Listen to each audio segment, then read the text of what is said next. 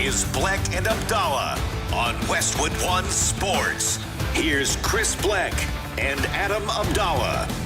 Welcome in to Bleck and Abdalla here on Westwood One Sports, the Westwood One Sports app, Sirius XM Channel 375, and all of our great radio affiliates around the country. I'm Chris Bleck, joined today by Sean Little in for Abdalla. We're both live from Chicago, hanging out with you until 3 Eastern. You can call or text the show at 310-840-4910. Free agency in the NBA, Sean, started up last night. But it does feel like this afternoon, all of the moves are starting to take place. We have Mitchell Robinson signing. We have Walker Kessler, who's signing a new deal and a sign-in trade, heading to Los Angeles. We still don't know where LeBron James is going to head, but it does really feel like if you're an NBA fan and you're watching what your favorite team's going to do, it does feel like it started to heat up today. The National Basketball Association is the biggest soap opera we know today. It's not Days of Our Lives. It is the NBA. Yes. And it's all starting to trickle in. Our guy Norm Powell in Chicago. Shout out. It's a lot of stuff going on right now. Hey, I'll take it. Hey, for a Bulls team that's trying to avoid the bottom three, I'm cool with that. Norman Powell, he's a good player. He can score, a good vet. I'm down with that for the Bulls. Reasonable price, second year of the 2-year deal is a team option, so it keeps the Bulls very flexible. It's almost like, let's see if Norm Powell can continue to score like he's been scoring, scored almost 22 points per game last year, first-time All-Star. Can he put that together? If so, we'll keep him for another year, then also reevaluate. So here's the latest. Shams Charania, ESPN, reporting about 20 minutes ago. The Los Angeles Lakers are acquiring Walker Kessler from the Utah Jazz for an unprotected first-round picks in 2031 and 33, and then first-round swaps in 28 and 30, sources tell ESPN. Kessler is then signing a massive 4-year, $130 million deal with the Los Angeles Lakers. I'm laughing because I was unaware that Walker Kessler was worthy of 2 first-round picks. I mean, they have 2 other first-round pick swaps, but when we look at, Kawhi Leonard yesterday, sure, you could 2 players going back to the Clippers, but it was 2 first-round picks. And I know that we've had the discussions about Jaylen Brown and possibly Boston wanting 4 first-round picks. I did not think Walker Kessler was a 2 first-round pick type of guy to get moved. But now the Lakers get their center to pair with Luka and Austin Reeves, and this is the team that they're putting together. I like the move for the Lakers. I'm just stunned at the price tag and stunned at what they had to give up to get him. If you haven't been paying attention to Utah Jazz basketball, which I'm sure a lot of you have not been because there hasn't been too much fun to watch. No, just tanking. That's what they were doing last year, right? Yeah, no doubt about it. But Walker Kessler's been a really good player for a couple of years since coming into the league.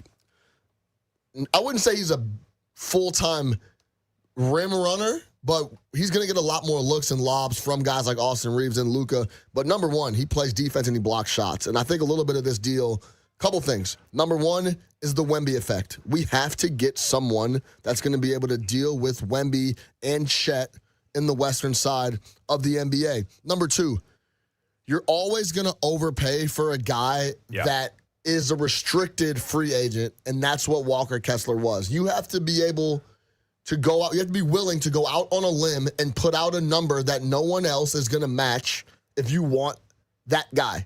And at $32.5 million per year with a player option in that 4th year, we talked about guys already opting into player options. Walker Kessler's already thinking about opting into that 4th-year player option at $32.5. So if he's going to be able to, if you're the Lakers, you're going to for sure be able to lock that in.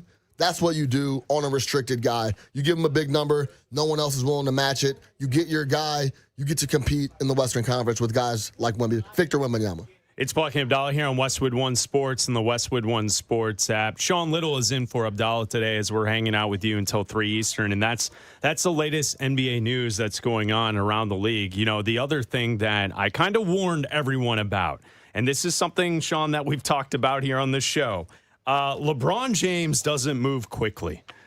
This is going to drag out. This is going to drag on, and once again, it's a summer watch. LeBron James free agency watch. Just once again, it's going to take over everything. Yep. Who is he? LeBron James. Will he build another super team? Got to start with Superman. Man, I could have used him on the Cavs. How many weeks will he stretch this? Not 2, not 3, not 4, not 5. LeBron Watch 2026 with Bleck and Abdalla. The answer to the question everybody wants to know. LeBron, what's your decision? In this form, I'm going to take my talents. So here's the latest from yesterday. Dave McMenamin, ESPN, he tweeted this out. LeBron James has instructed Rich Paul to talk to everyone around the league who is interested in him playing for them and come back to him with the options so he can make his decision. A source familiar with James's thinking has told ESPN. So, Sean, is this the decision 4.0?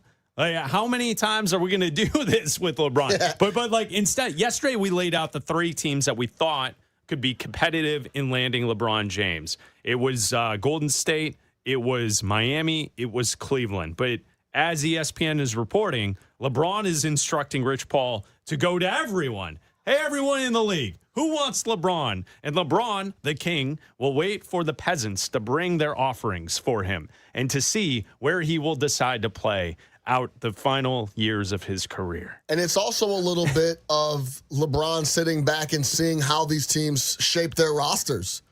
And then I'll come in last minute and kind of hand select what team I think is the most equipped to actually compete and would be a lot of fun to play ball with. There's been a report of James is willing to take a minimum deal.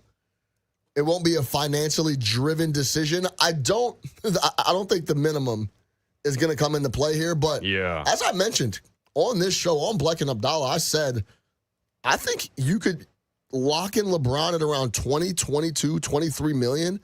And that would be a really, really good number for the production that he brings and how it would shape out your roster. So if that is the case and LeBron isn't about money and it's about him having fun and trying to make one last run with a guy like Steph, or if it's going back home to Cleveland and playing with Donovan Mitchell and Evan Mobley and co., then that really makes things interesting if he's not going to take a big number off the cap. Yeah, and I think this is just how it's going to go, right? Like to think that there was going to be a situation where LeBron would make his decision quickly, I think it was lining up all of the pieces for Golden State.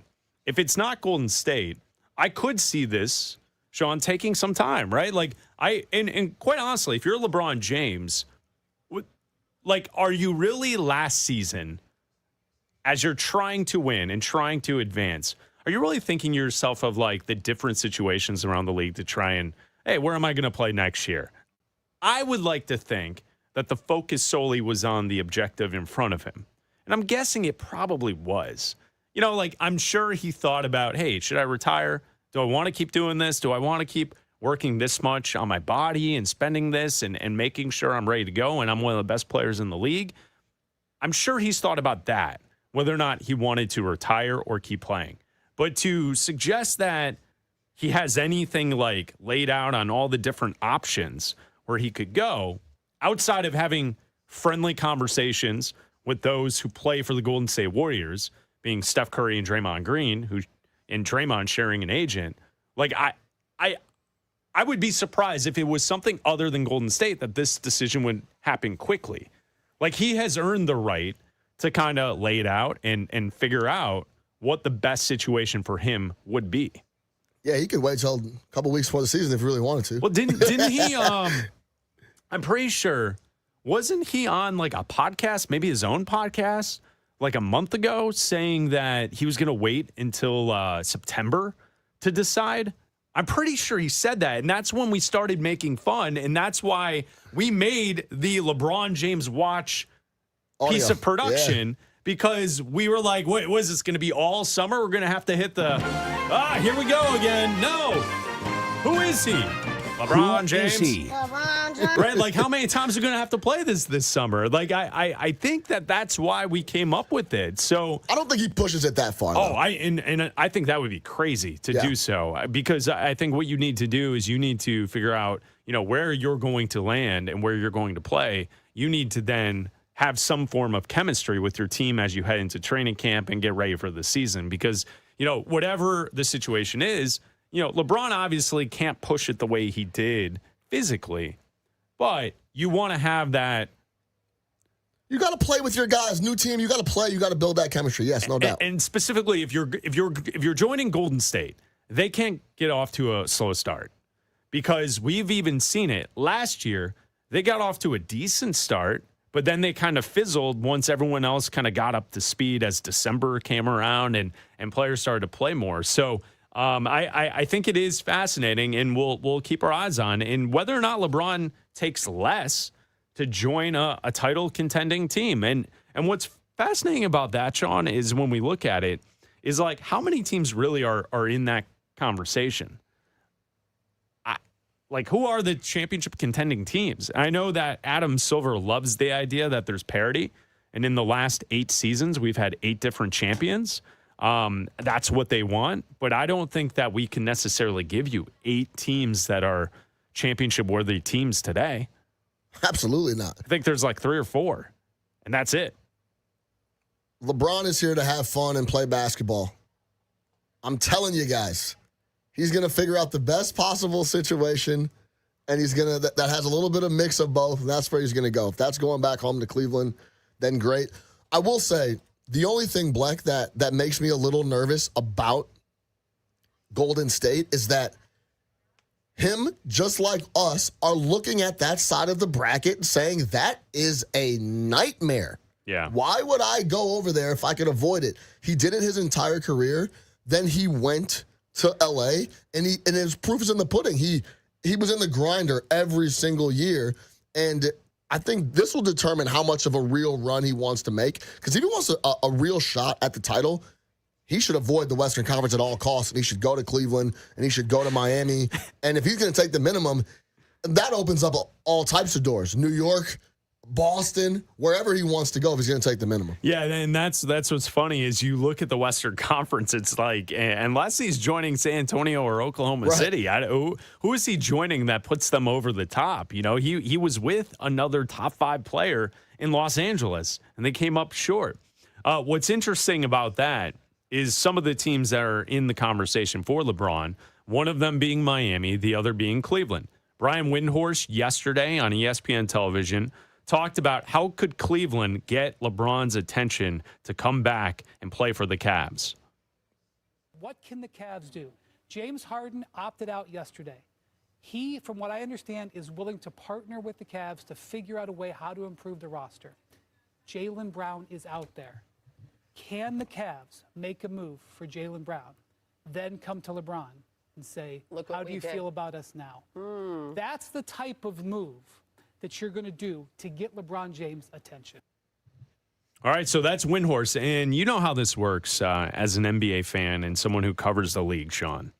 Brian Windhorst does not say things out of pocket. He doesn't say things just for speculation's sake and for clickbait and to get attention. He says things with a deep knowledge of the inner workings of the NBA with a measured approach. So when Brian Windhorst suggests, how could you get LeBron's attention? And he suggests that Cleveland could make a deal for Jaylen Brown, and that would get LeBron's attention.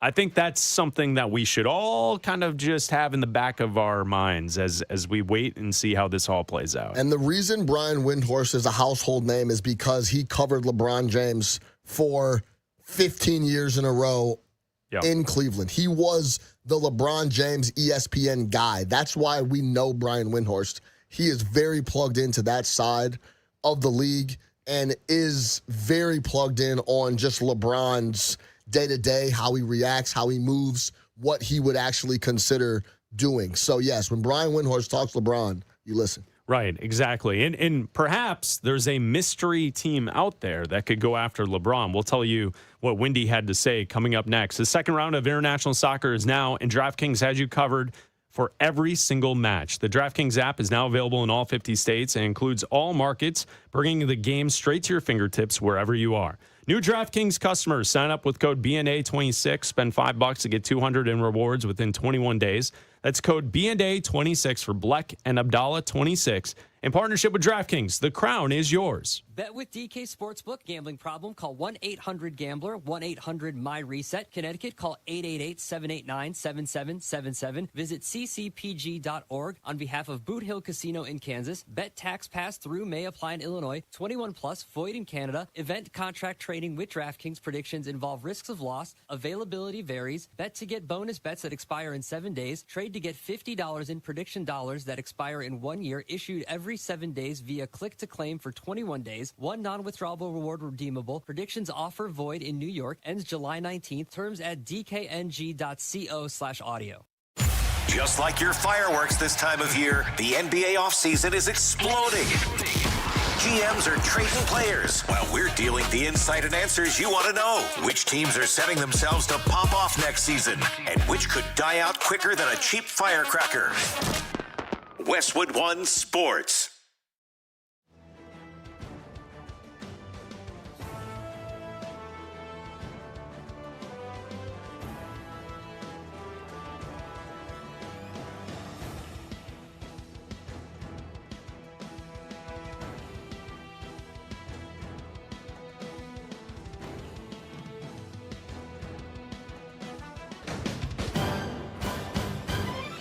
At the tone, the broadcast will begin in 4 minutes, 30 seconds.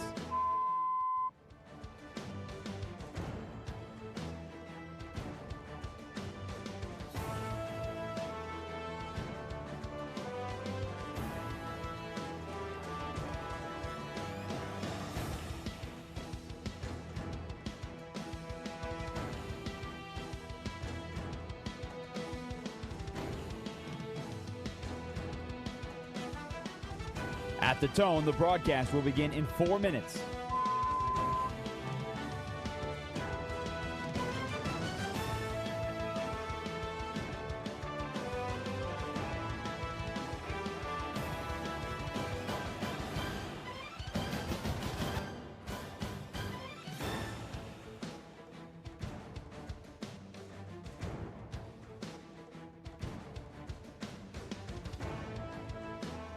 At the tone, the broadcast will begin in 3 minutes and 30 seconds.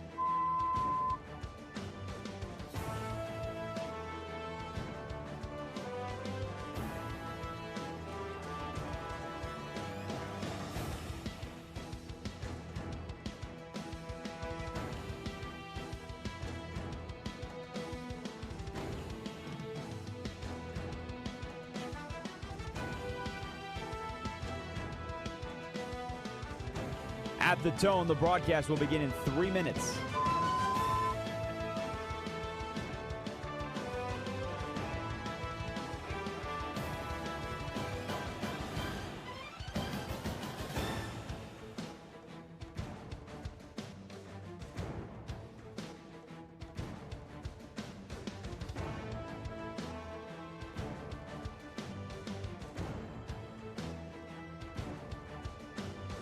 At the tone, the broadcast will begin in 2 minutes, 30 seconds.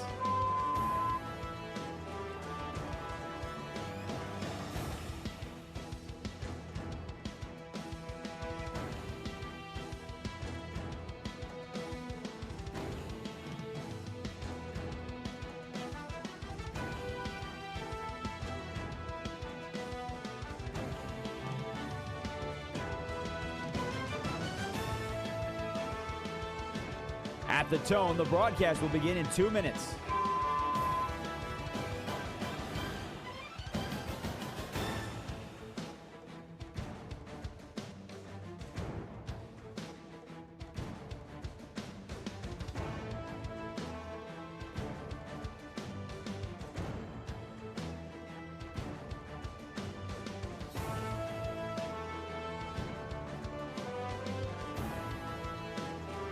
At the tone, the broadcast will begin in 1 minute, 30 seconds.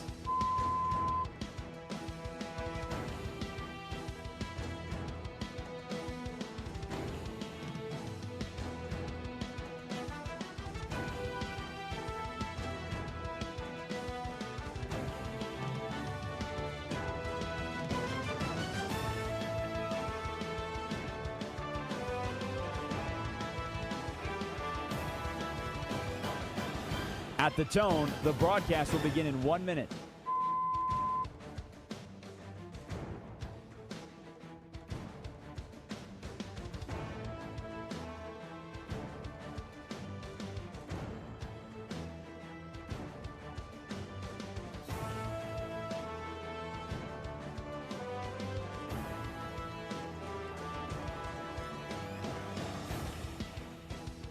Stations, this is your final time check. At the tone, the broadcast will begin in 30 seconds.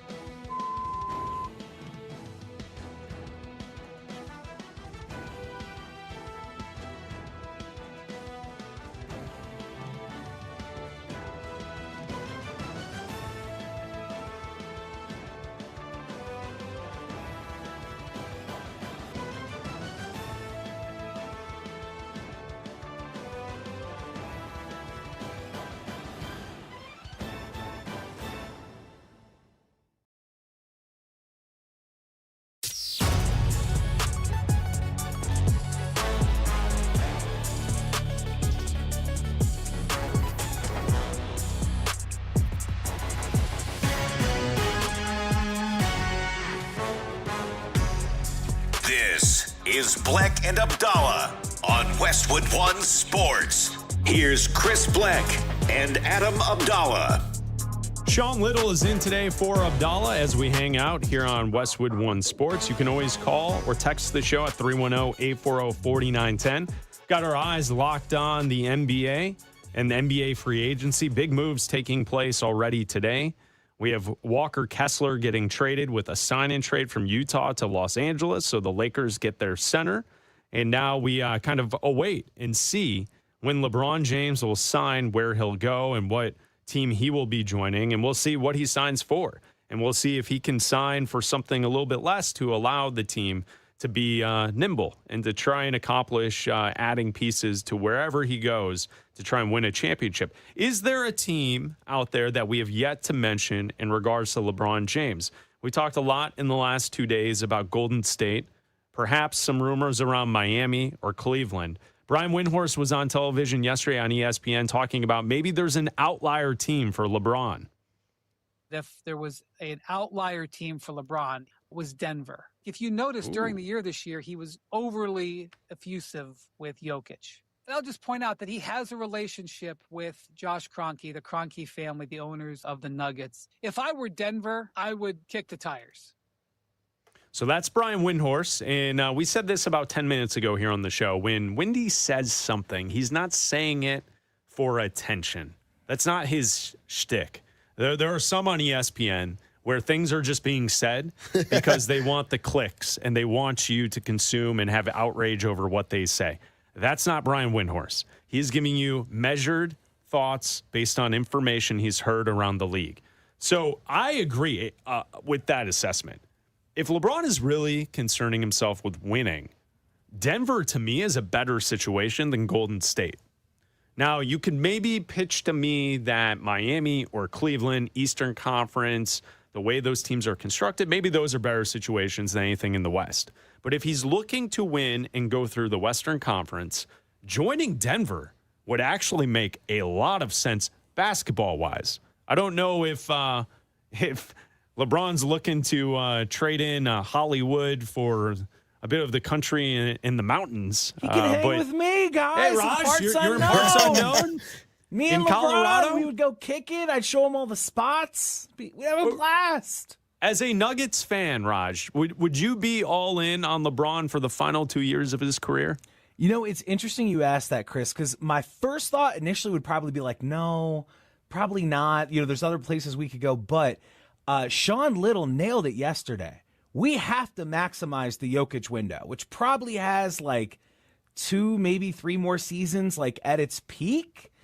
And that could potentially do it. If he's really willing to sign for like the minimum or whatever, and you don't have to lose Aaron Gordon, you don't have to lose Jamal Murray, you don't have to lose Peyton Watson, you know, these other guys, and you can just add LeBron to that crew, yeah, I would try that because I feel like he and Jokic together, their IQs like on the floor together would be pretty special.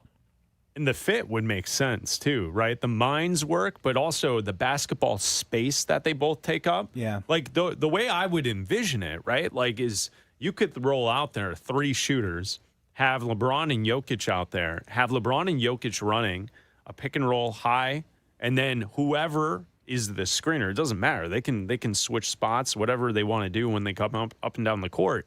Then they're making the play and they're passing out of the screen and roll, and then whoever's rolling then can also make said decisions. Yeah, kick to corners. That would be a lethal combination. I think his ball handling would help them more. They really need ball handling. Like Jamal Murray is basically the only point guard they have, and he wears down. If he can handle a lot of that ball handling and let Murray get off, like come off screens, and there's a lot of options that they could have from a winning standpoint if they added him. Sean, what do you think of that? Yeah, if LeBron, there's a handful of guys I think can seamlessly fit into multiple situations, and LeBron's one of those guys. In this NBA, you need ball handling and you need shooting. If you have a big like that in Nikola Jokic, who for me is still the best player in the NBA. So, yeah, LeBron to Denver would work. Kicking the tires is an interesting way to put it because I think a lot of people should be kicking the tires on adding LeBron James. If he is interested and him and Jokic have had these conversations, then it's a possibility. We're now starting to open up a lot of teams to this LeBron watch, which is very fantastic, I'll say. But, yeah, he would fit in Denver, and they would be able to compete because Denver then would need to add some defensive guys. Like, Chris Brown's a defensive guy only now. I think they thought when they gave him that number that he would be able to contribute offensively. But if Aaron Gordon could stay healthy, they could then just let Christian Brown play defense only. Then it starts getting really spooky because LeBron and those guys could have free roam to do a little more things on offense. So that's the latest. You can call or text the show at 310-840-4910. Where do you think LeBron James will end up? And Wendy throwing out there teams like Boston and Cleveland and Denver. He didn't say Boston. Boston could make a deal with Cleveland, and then Cleveland could go after LeBron James. I questioned why Boston wouldn't look into it, right? You know, Sean mentioned, like, why wouldn't every team kick the tires? Hell, I thought that perhaps Jaylen Brown, a sign-in trade or whatever you do with LeBron, sending him to the Lakers would have made a lot of sense. So there's going to be a lot of teams, and as it was reported yesterday by ESPN, LeBron is going to have Rich Paul go out, search wide and far for these options for him to play in this upcoming season, and then he will make a decision. Like we haven't heard this before from LeBron James. You know, Sean, tonight is a big night for soccer fans in this country. The U.S. men's national team will take on Bosnia and Herzegovina. The match is at 8 Eastern tonight, Santa Clara. It should be a fantastic match, the round of 32. The matches today have already started, and if you're unaware at the moment, the Congo is up 1-0 on England in the 28th minute of the first half. So the Congo scored 7 minutes into the match, and for the most part, what we've seen as we've been sitting here talking hoops and talking with you here on Westwood One Sports, it seems like the Congo has been dominating the match to this point before the first hydration break took place in this match. Yeah, very competitive. After they score, I think a big thing you want to look for if you're just a casual and just getting into the World Cup is just possession. If you're able to hold possession and dictate a little bit, you're on an even playing field. And so far in the first 29 minutes of this match, they scored and have been able to keep up that energy and keep possession and dictate quite a bit to the Kings England. So this has been an interesting match so far.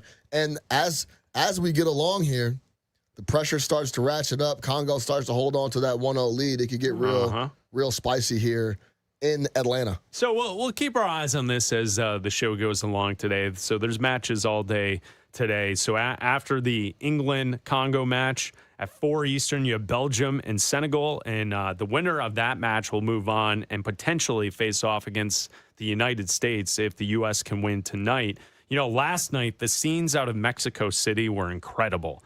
Mexico beat Ecuador 2-0, and the country of Mexico was up for grabs last night. The live shots of watch parties in Mexico City, all over the place. You know, Sean and I are both here in Chicago, and we broadcast this show each and every day out of Chicago. There is a large Mexican contingency here in the city of Chicago. Last night when the match went final, fireworks were going off on the north side of Chicago. And it wasn't a coincidence. Like, my wife at first was like, oh, it's because of the 4th of July holiday this weekend. I go, no. Team Mexico just won. Yeah. The match ended a couple minutes ago, and you heard fireworks all over the city. Sounded like the 4th of July. It did. And we'll have that throughout the weekend here in the city of Chicago. I'm sure wherever you're at around the country, you have a lot of that where people are just putting together their own firework displays. But yeah, last night when Mexico won, we could hear fireworks all over the city last night here in Chicago. So the scenes last night were incredible. The scenes before the match were cool. Having a home game in Mexico City, which Team Mexico will play in Mexico City for their next match, and it's the winner of the Congo-England game will be heading to Mexico City. So like that, you want to talk about a home field advantage? That's one of the best I've ever seen in sports. I might be wrong here, but I think Mexico has played every game of their World Cup run in the country of Mexico. They have so far. Which is interesting because, meanwhile, Canada has been getting shipped all over the North American continent. Yeah. And they had a round of 16 or 32 match. Yeah. The opening match, and they easily could have played that in Vancouver or Toronto, and they weren't able to play that in their country. And I think their next match is also in the United States. So shout out to the organizers in FIFA for making sure the Mexican squad got to play in their country, but Canada's been on the jumbo 747 flying all over the place. You know what's funny about that, Sean? I'm watching last night, and I'm seeing the pictures of the watch parties there. And I'm thinking to myself, kind of the same thing. And I could have gone and looked it up, right? Like, I could have gone and done the research to find out how that took place with the seeding and where they fell in the groups and where they were actually placed. But listen, I don't think there's a coincidence from FIFA that the Mexican team gets to play essentially back-to-back home games in the round of 32 and the round of 16, and the United States, essentially, their path to the round of 8 does not leave the West Coast. You know, they're in Santa Clara, they're in Seattle, they're in Los Angeles.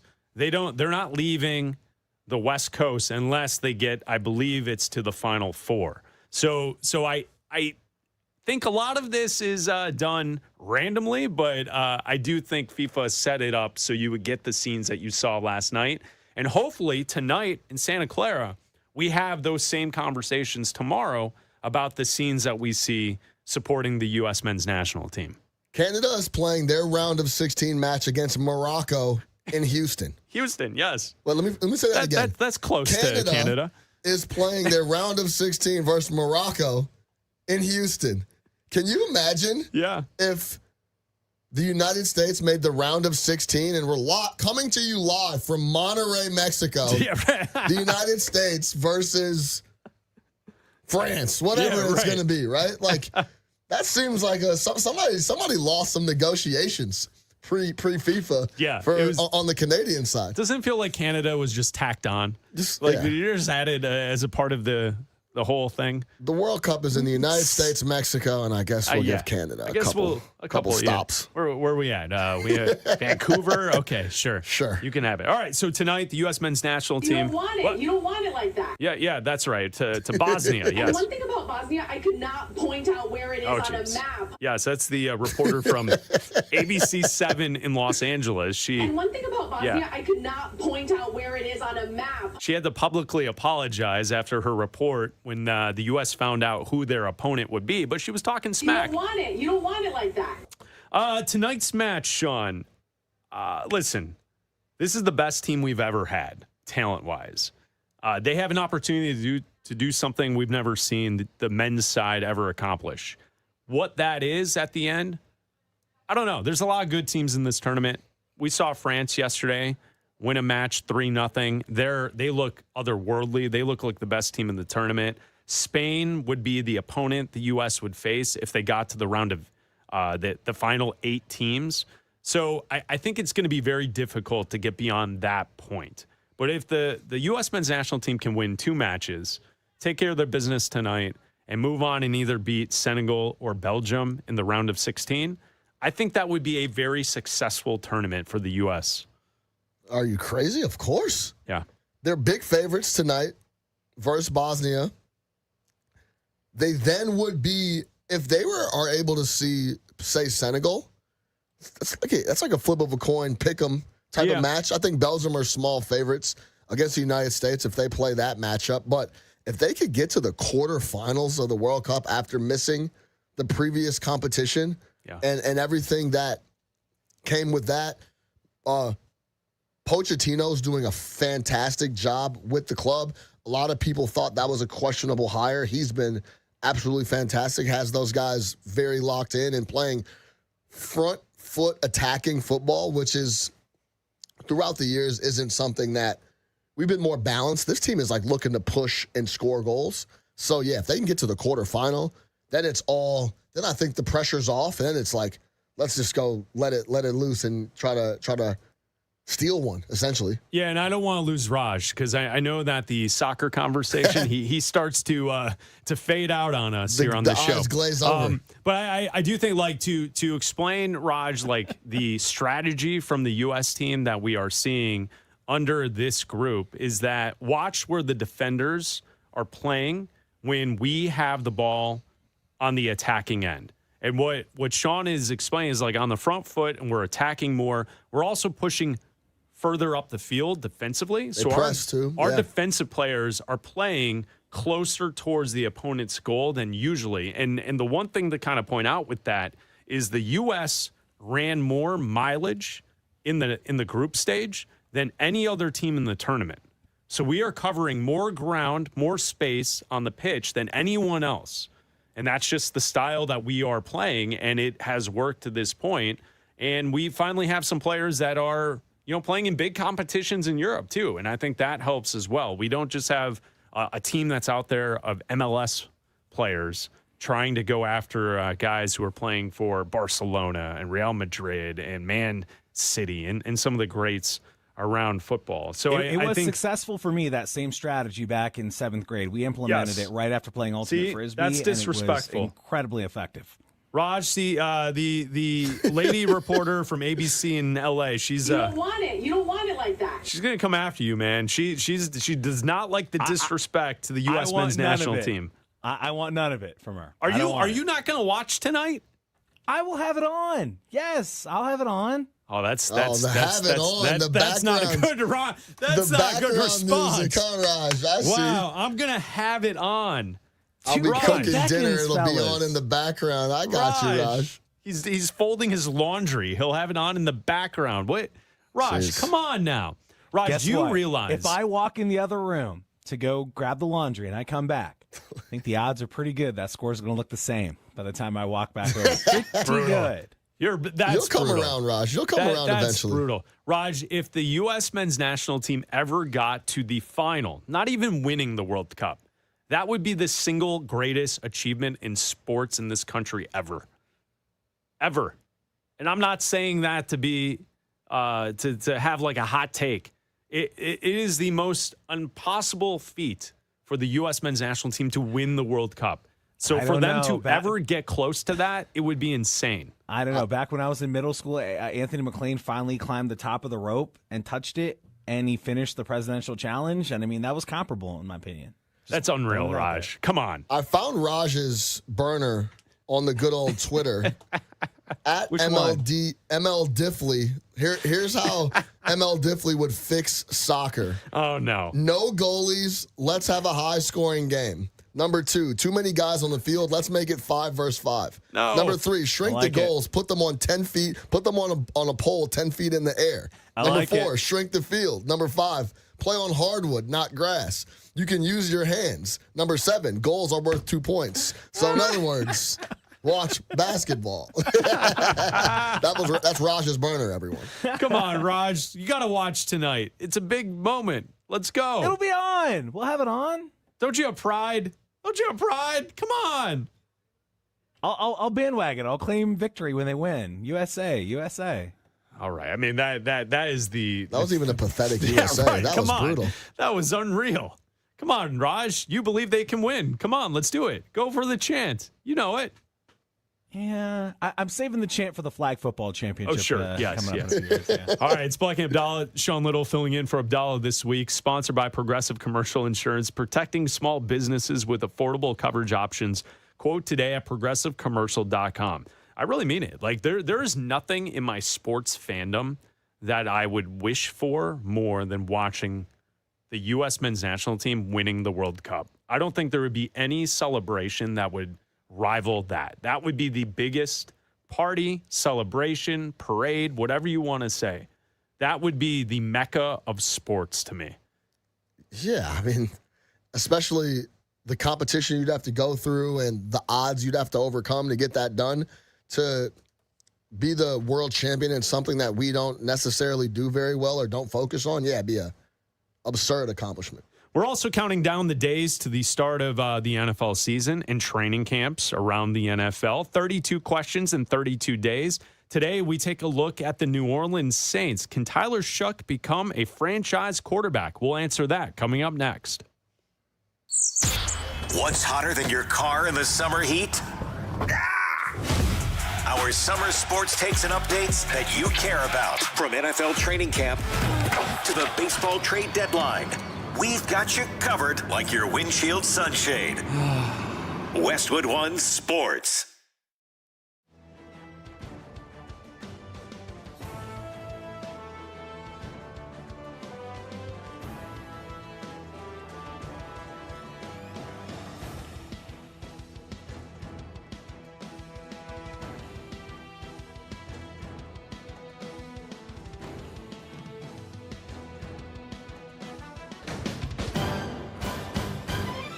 At the tone, the broadcast will begin in 4 minutes, 30 seconds.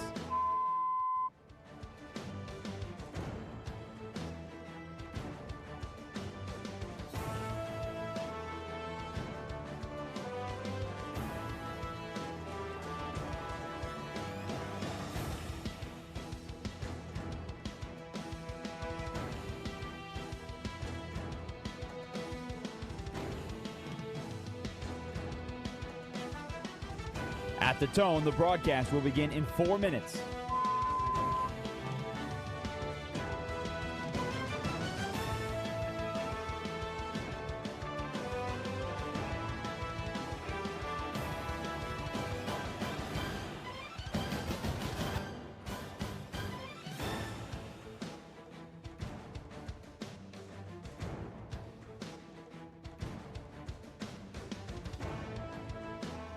At the tone, the broadcast will begin in 3 minutes and 30 seconds.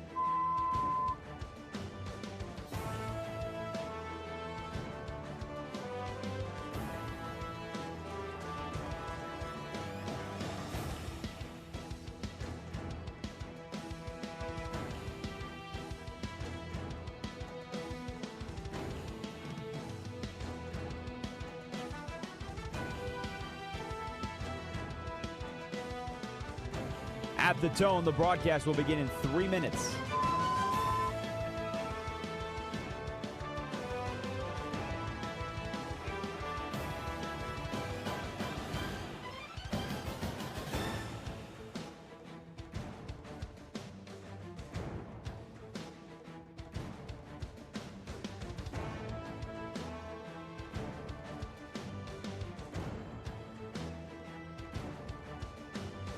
At the tone, the broadcast will begin in 2 minutes, 30 seconds.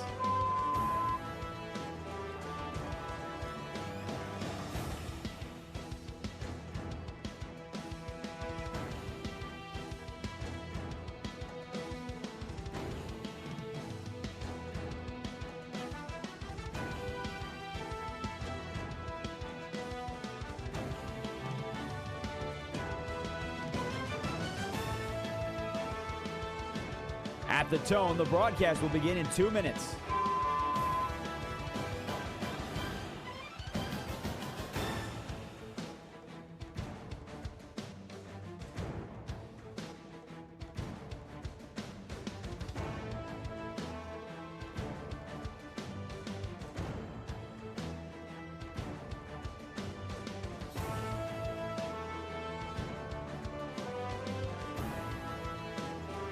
At the tone, the broadcast will begin in 1 minute, 30 seconds.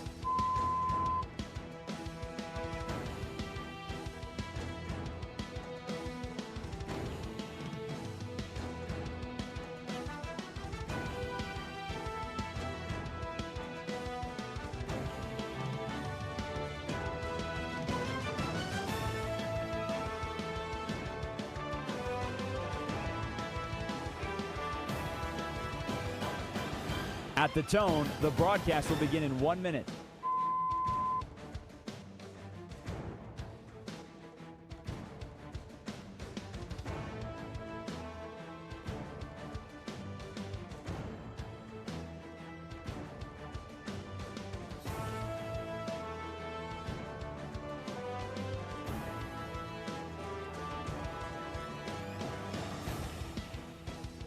Stations, this is your final time check. At the tone, the broadcast will begin in 30 seconds.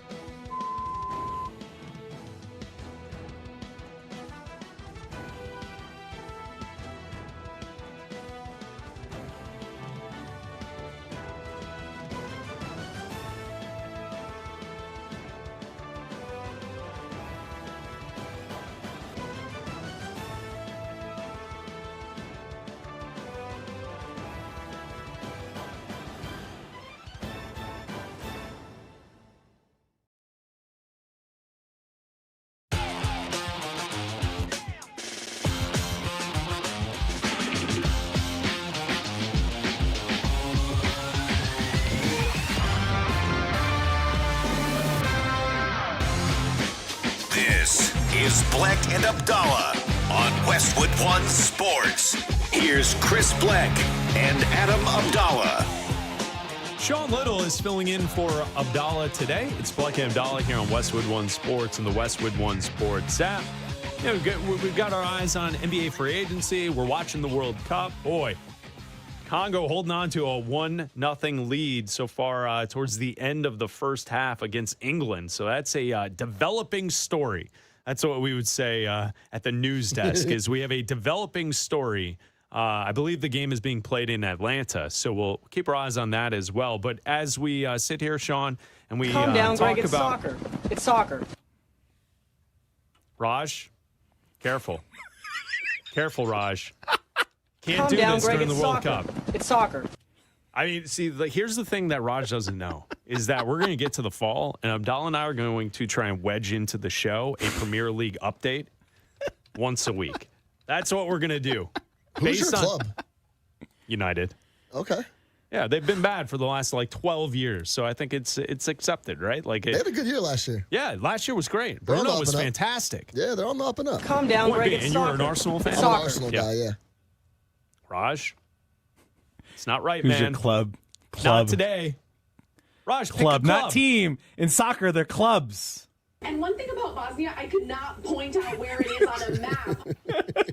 I think we're going to find Raj a club. That's what we're going to do. We're going to find him a club. You look like a Hull City guy.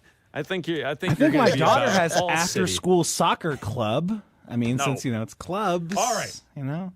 Here's what we were going to say before we were interrupted by Raj, who hates soccer. Calm It's down, not Greg. right, It's Raj. soccer. It's soccer. Of all days, it's not right. Okay. As we sit here in the summer, we're thinking about training camp starting around the National Football League. We're a few weeks away from that. And here on the show, we have 32 questions in 32 days. 32 questions in 32 days. Bleck and Abdalla discuss every NFL team's biggest question heading into training camp. Today's team, the New Orleans Saints. Shuck has a moment, goes deep down the sideline, and the catch is made, and taking it in is Chris Olave for a Saints touchdown. Today's question, can Tyler Shuck become a franchise QB? So there you go. Can Tyler Shuck be a franchise quarterback? 32 questions in 32 days. That was a great Chris Myers on the call on Fox. He stopped by our show when we were live at the Super Bowl. He was a good dude. It was a good conversation. All right, Tyler Shuck. Can he become a franchise quarterback? I think he already is. Now, obviously, the extent to how good he will be as that franchise quarterback, I think, is debatable. Last season, the Saints go 6-11, but towards the end of the year, Tyler Shuck really started to pick it up and turn it on. And I think he's going to be a good quarterback in the NFL. I like the way that the Saints are kind of building around him.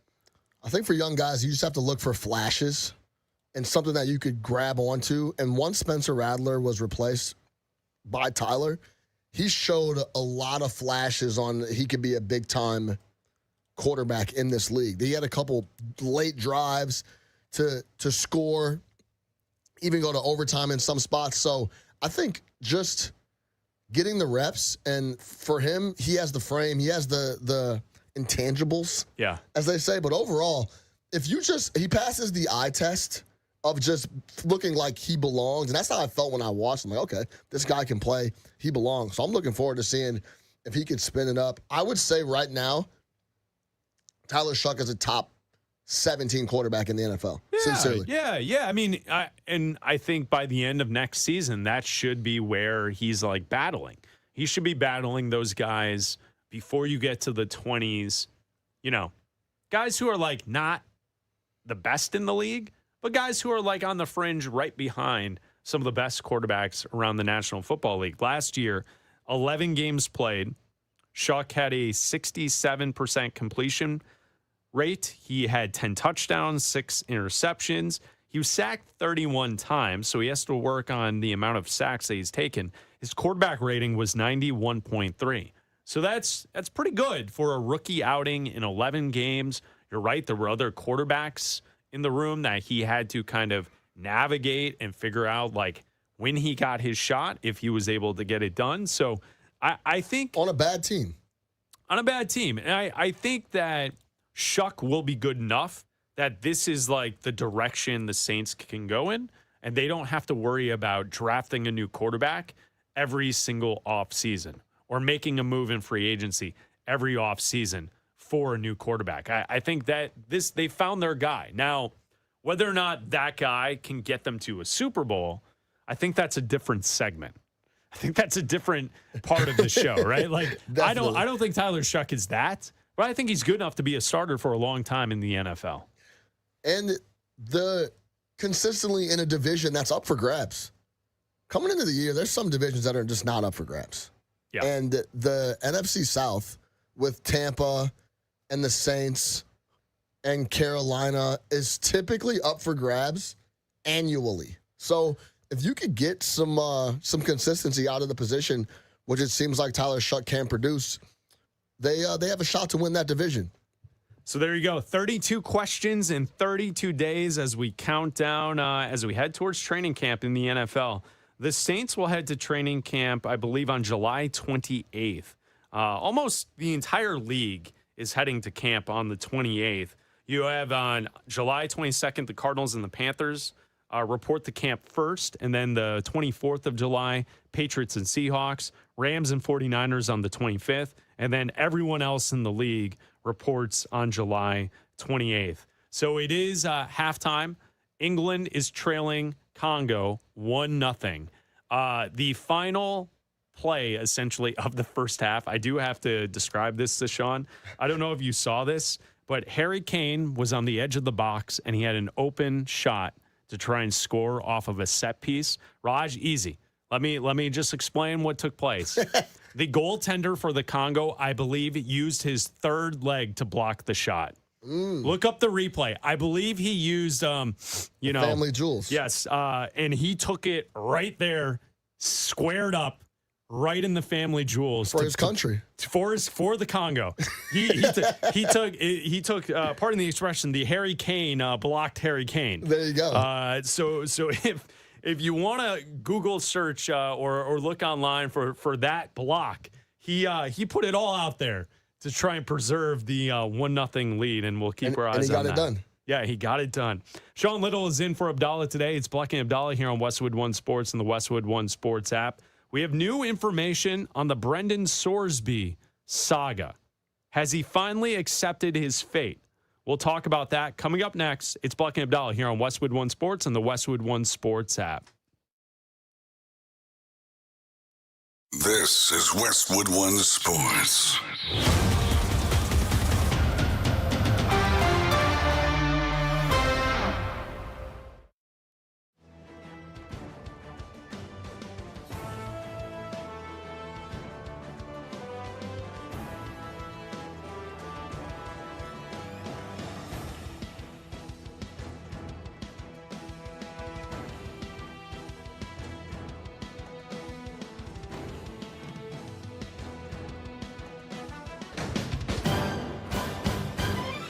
At the tone, the broadcast will begin in 4 minutes, 30 seconds.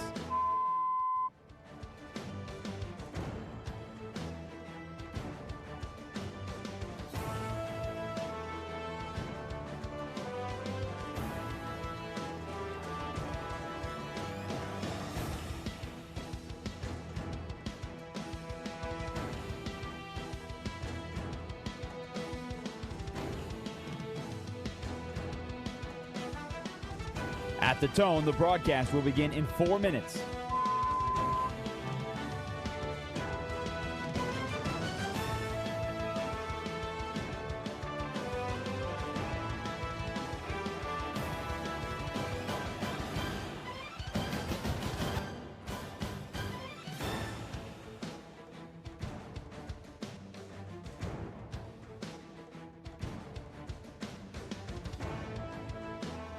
At the tone, the broadcast will begin in 3 minutes and 30 seconds.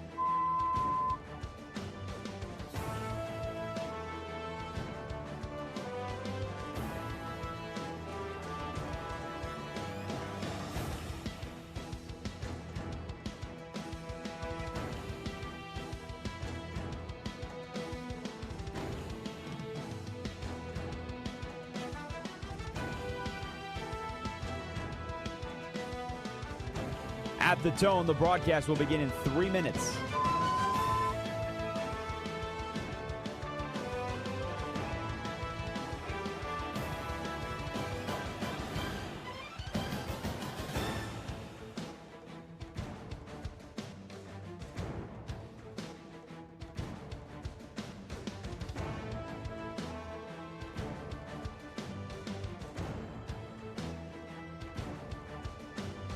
At the tone, the broadcast will begin in 2 minutes, 30 seconds.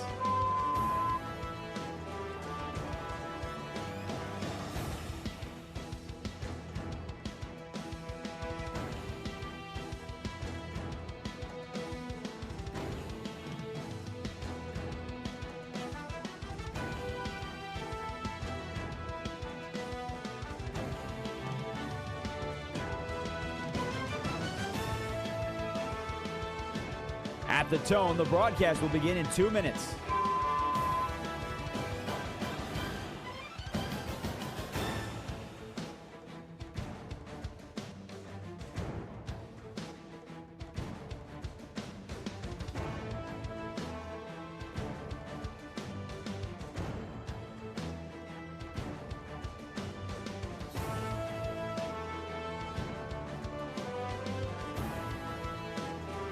At the tone, the broadcast will begin in 1 minute, 30 seconds.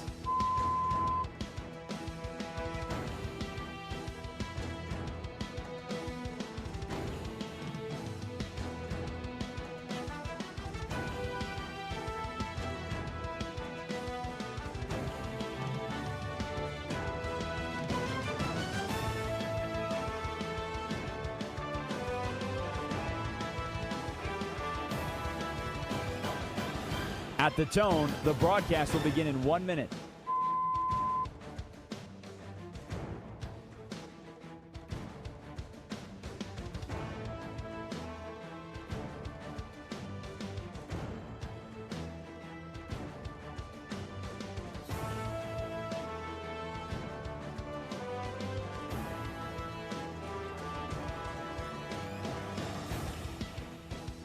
Stations, this is your final time check. At the tone, the broadcast will begin in 30 seconds.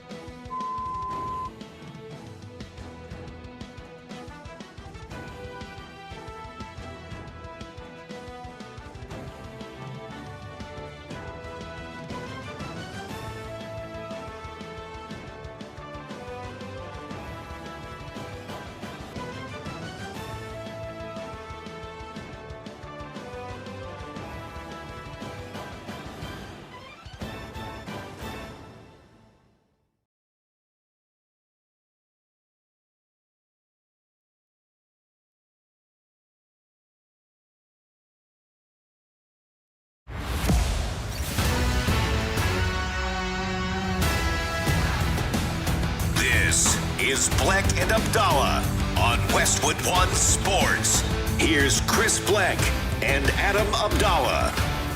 That's right, Bleck Abdalla here on Westwood One Sports, the Westwood One Sports app, SiriusXM Channel 375, and all of our great radio affiliates around the country. I'm Chris Bleck, along with Sean Little, filling in for Abdalla this week as we hang out with you until 3 Eastern. You can call or text the show at 310-840-4910. And, Sean, what we've covered here in the last month or so is a story around Brendan Sorsby that essentially, from the start, I thought it was ridiculous.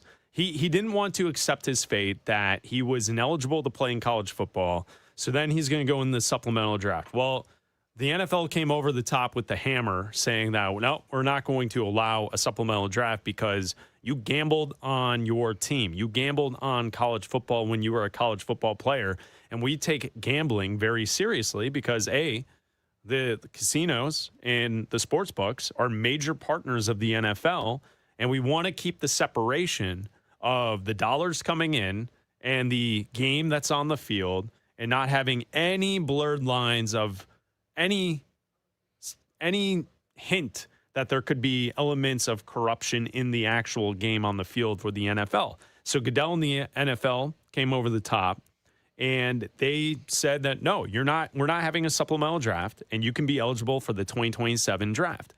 And when that was announced last week, it was out there that Sorsby's lawyers and others were suggesting that Sorsby was going to sue the NFL and sue to then try and get into the NFL and to have a supplemental draft. And he was going to use the NFLPA to help him out, even though I didn't understand the entire situation, because as a player who is yet to enter the NFL, you are not represented by the NFLPA.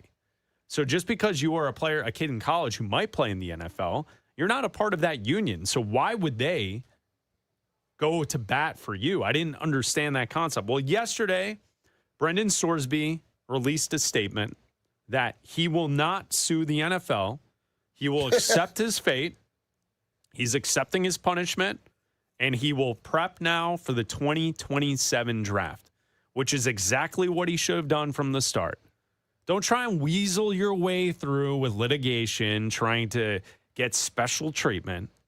It is what it is. You can't play in college football this upcoming season, and the NFL isn't bending any rules to get you into the NFL early. You will be a part of the draft process next spring, 2027 draft. He announced on social media yesterday, he wrote, "I accept 100% responsibility for my actions. I did not have control of my gambling problem. And it took for me getting caught to realize that, and that's the best thing for me is to get help and to recover. And so he will not be suing the NFL to try and get in." Finally, a rational decision made by Sorsby and his people. Good for him. Very noble. I'm glad he's gotten help. I'm glad he's on a better path. Why are we talking about this guy the way we are talking about him? Thank you. What in the world is going on? This should have been a sub-note on the ticker. Brendan Sorsby admitted to gambling. Okay, a story because the gambling portion is a hot-button topic, and it's something that is very polarizing when we're talking about professional sports, and college ball is now professional sports.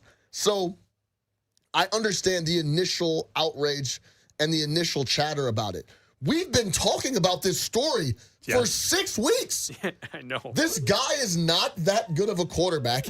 He didn't throw for 3,000 yards in his college career. At Cincinnati, last year, they lost their last 4 games when they played any competition. They lost their bowl game. We're talking about this guy like he was going to be the number one guy coming out. And the gambling stole that from us. The gambling stole Brendan Sorsby taking over the NFL. Sure. Brother, go do what you got to do. I'm really glad you're working on that. I'm not going to sue the NFL.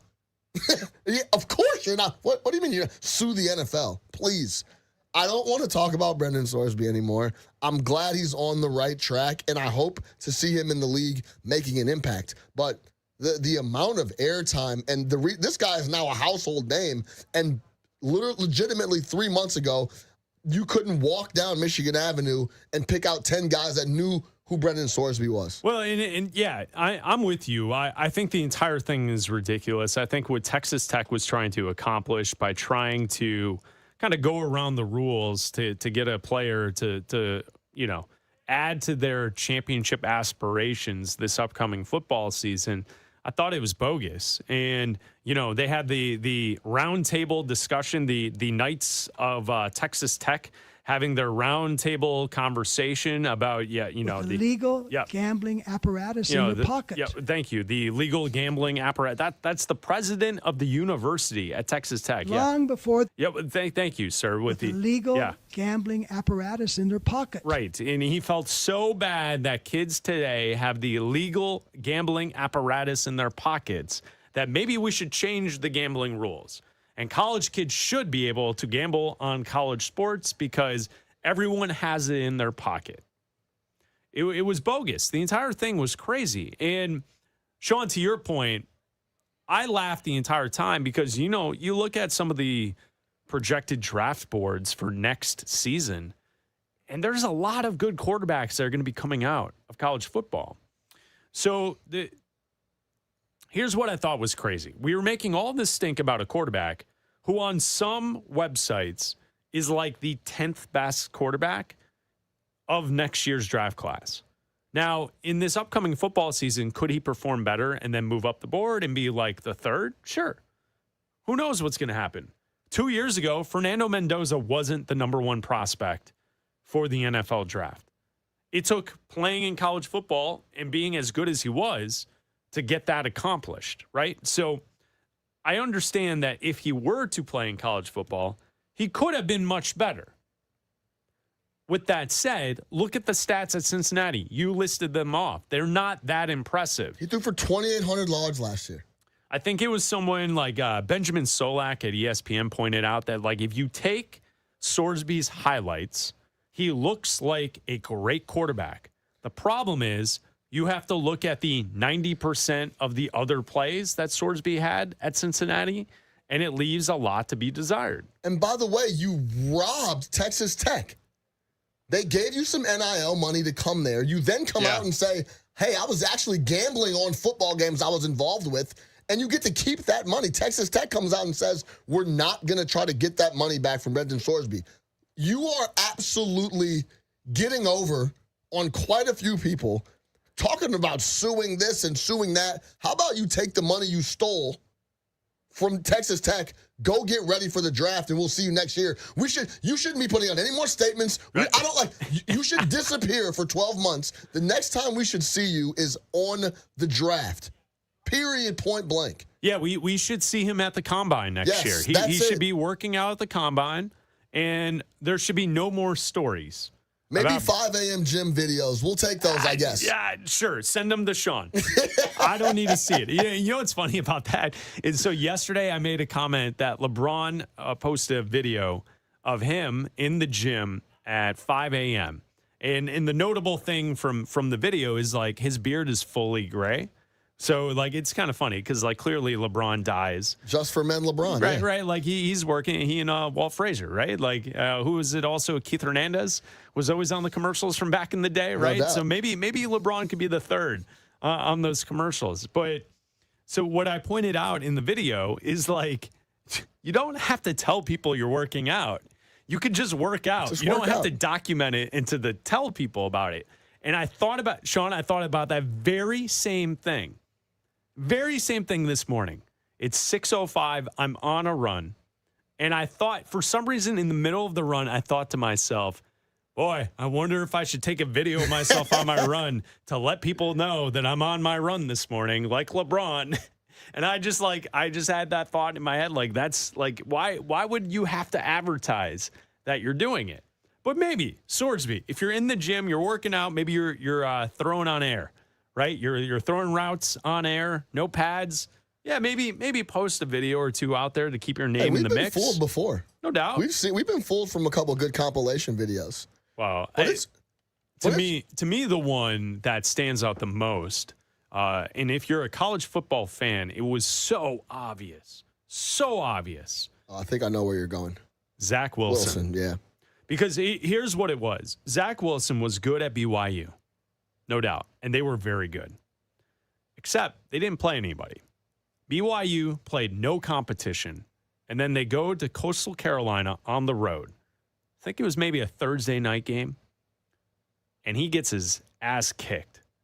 And it's like the only true competition the entire season. Natty TV, I remember. That Zach Wilson played in. And he looked pedestrian. It wasn't anything special, right? So, like, in my head, as I'm watching college football, it's always in the back of my mind, like, all right, how's this guy going to look professionally? What's he going to look at? Like, and that's probably why I'm always a little hesitant to give Shedeur Sanders the props that, like, he's just going to be great in the NFL. Yeah. Because I watched him at Colorado, and he wasn't that good. He was okay. He wasn't that good. He didn't beat anybody. Okay, so Zach Wilson, right? What was the turning point with Zach Wilson? It was the pro day. Yeah. And it wasn't just the pro day. It was one throw in shorts, in gym shorts, where he flipped his hips and threw the ball like 45 yards downfield. Back corner of the end zone. And everyone lost their minds thinking that Zach Wilson's going to be the next it quarterback in the NFL. I can picture the swivel of the hips and the throw, and then it turned him into a top 5 prospect. That, like, video clip going viral. We've been duped before. Exactly. We've been duped before. So take it's reported that Texas Tech paid Sorsby $5 to $6 million NIL deal. He'll never, ever suit up for the team or the university. That is absolute. We have this saying in a group chat of mine, NMNG. Okay. No mask, no gun. An absolute robbery. Put the money in the bag. That's exactly what Sorsby did. So you go off and you go get ready for the draft. My biggest thing for college players is if you're not dominating in college, I have no reason to believe you're going to dominate in the league. And I hate talking about the draft. It's my least favorite thing in all of professional sports because I end up slandering 18-year-olds, and I hate that. Well, it's just the truth. So I try to save my opinions for when they get to the league.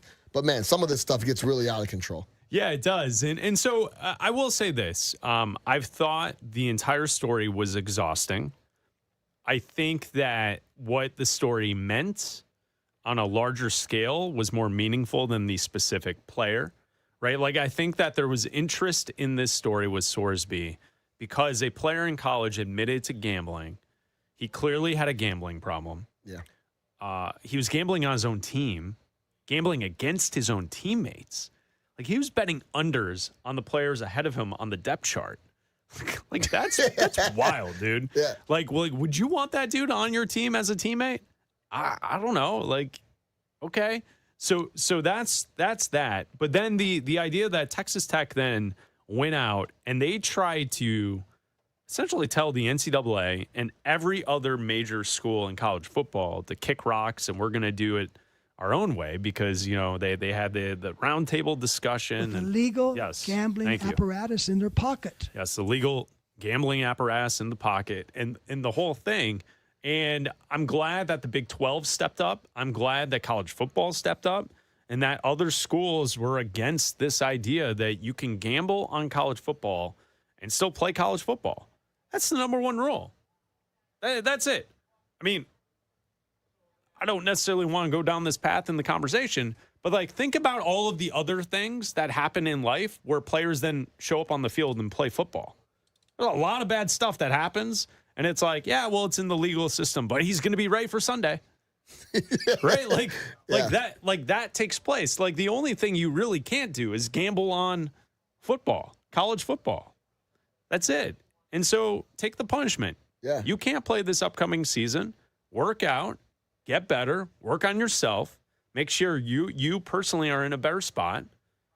And as Sean's kind of saying, like, I agree. Go away. Disappear. Go away. Show up for the combine next year. Correct. That would be great. And that should be the end of the story. And we'll see if Texas Tech and pull up to the combine in a brand new Ferrari with the $6 million that you picked up from Texas Tech. Just don't gamble any of that money. Correct. Just don't gamble it on your own team, right. And then just don't pull up gamble in the Ferrari. that. You've already won, brother. Yes. You've won. Now you have another opportunity in 12 months to play for your dream and play in the National Football League. That's still all on the table for you. You're getting out of here scot-free, if you ask me. Go disappear for 12 months, and we'll see you in a bit. So there you go. That's the latest update on Brendan Sorsby. He has accepted his fate. He has confirmed that the NFLPA and that Sorsby and Sorsby lawyers, that they will not sue the NFL, which also is not probably a great idea. You can ask Brian Flores about that. So he is not going to do that. He is going to now prep and focus on the 2027 NFL draft. We have Stock Watch coming up. We're going to look at NBA free agency. LeBron James, Luka Doncic, Kawhi Leonard. Where do we see their stocks? Raj will join us coming up next to go through Stock Watch. It's Bleck Abdalla here on Westwood One Sports and the Westwood One Sports app. Sean Little filling in for Abdalla. The second round of the international soccer is now, and DraftKings has you covered with every single match. The DraftKings app is now available in all 50 states, includes all markets, beginning with bringing the game straight to your fingertips wherever you are. New DraftKings customers sign up with code BNA26 and spend $5 to get $200 in rewards within 21 days. That's code BNA26 for Bleck and Abdalla 26. In partnership with DraftKings, the crown is yours. Bet with DK Sportsbook. Gambling problem? Call 1-800-GAMBLER. 1-800-MY-RESET. Connecticut, call 888-789-7777. Visit ccpg.org. On behalf of Boot Hill Casino in Kansas, bet tax pass-through may apply in Illinois. 21 plus, void in Canada. Event contract trading with DraftKings. Predictions involve risks of loss. Availability varies. Bet to get bonus bets that expire in 7 days. Trade to get $50 in prediction dollars that expire in 1 year. Issued every 7 days via click to claim for 21 days. One non-withdrawable reward redeemable. Predictions offer void in New York. Ends July 19th. Terms at dkng.co/audio. We know you're jonesing for some football just like we are. And yes, we're counting. NFL training camps begin opening in 21 days. You're home for the NFL. Westwood One Sports.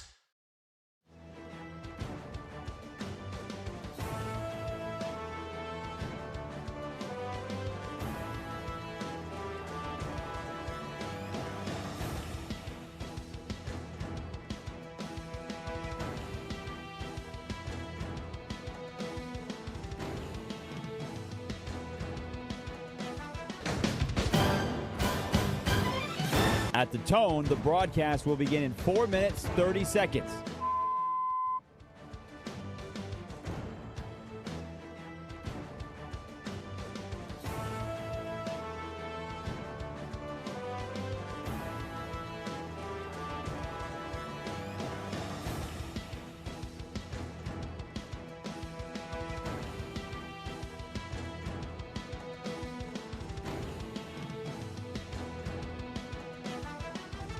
At the tone, the broadcast will begin in 4 minutes.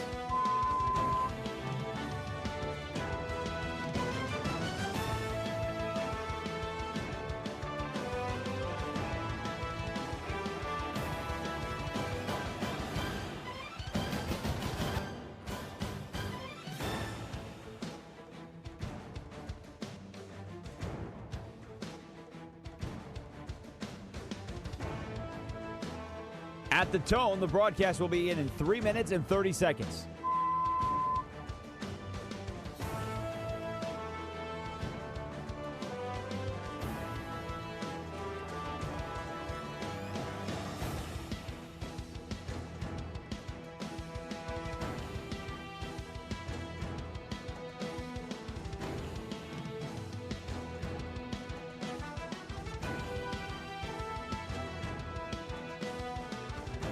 At the tone, the broadcast will begin in 3 minutes.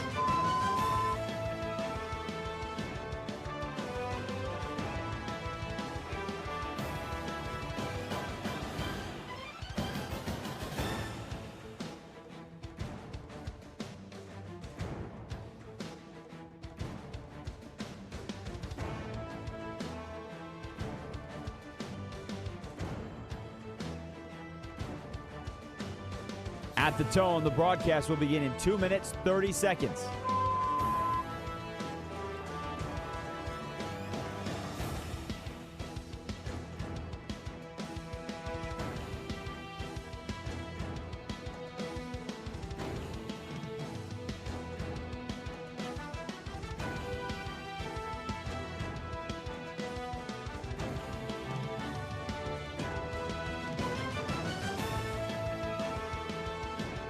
At the tone, the broadcast will begin in 2 minutes.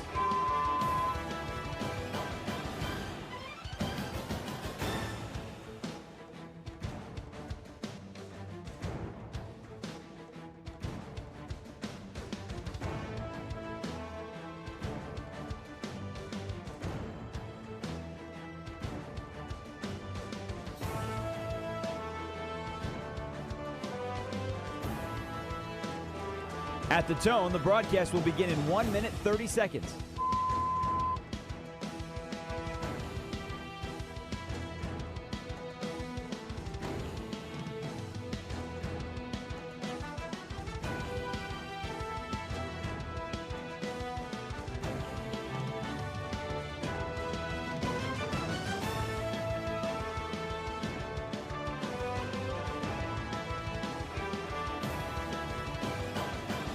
At the tone, the broadcast will begin in 1 minute.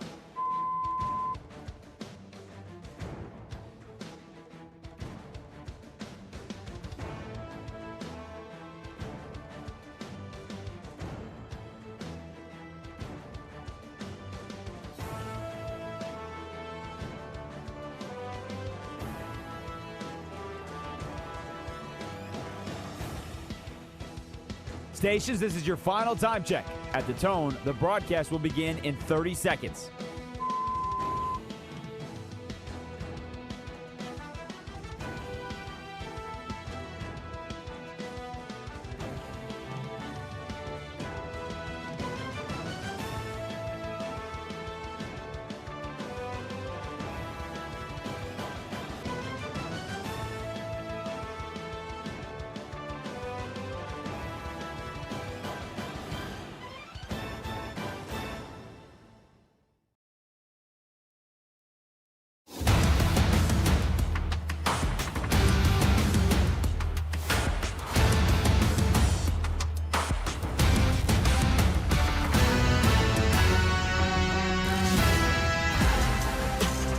This is Bleck and Abdalla on Westwood One Sports.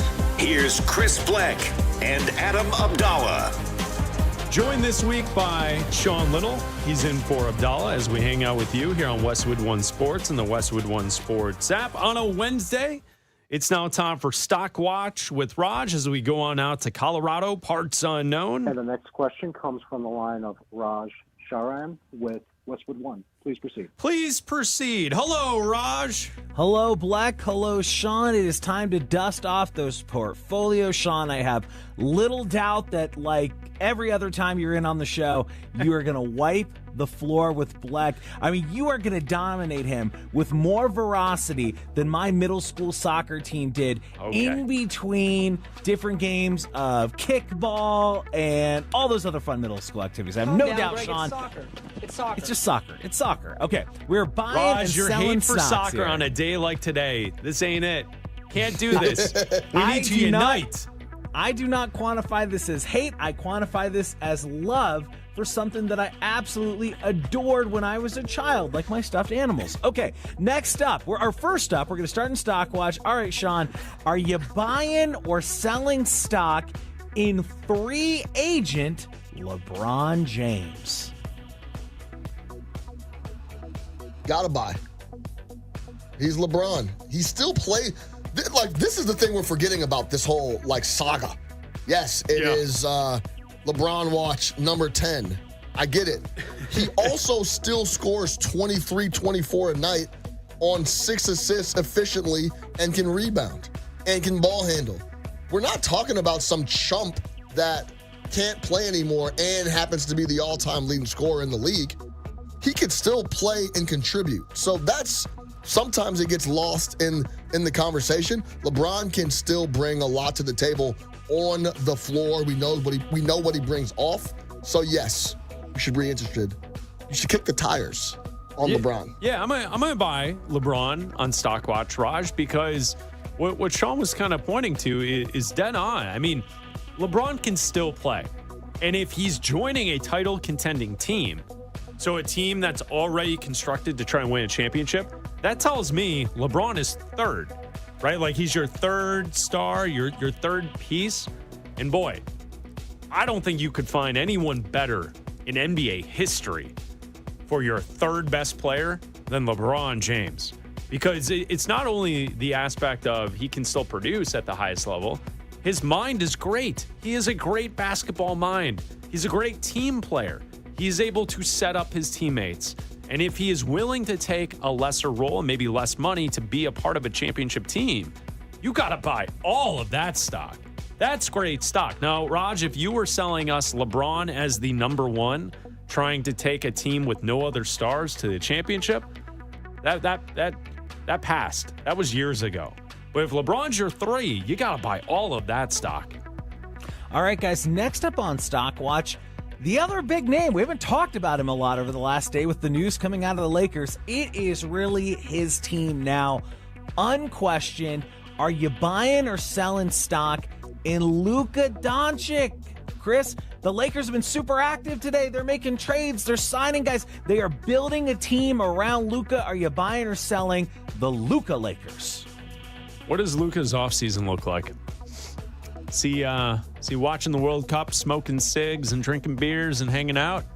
The French Riviera? Wait, what's Luka doing this summer? Because I think a lot of that has to do with if he's in shape.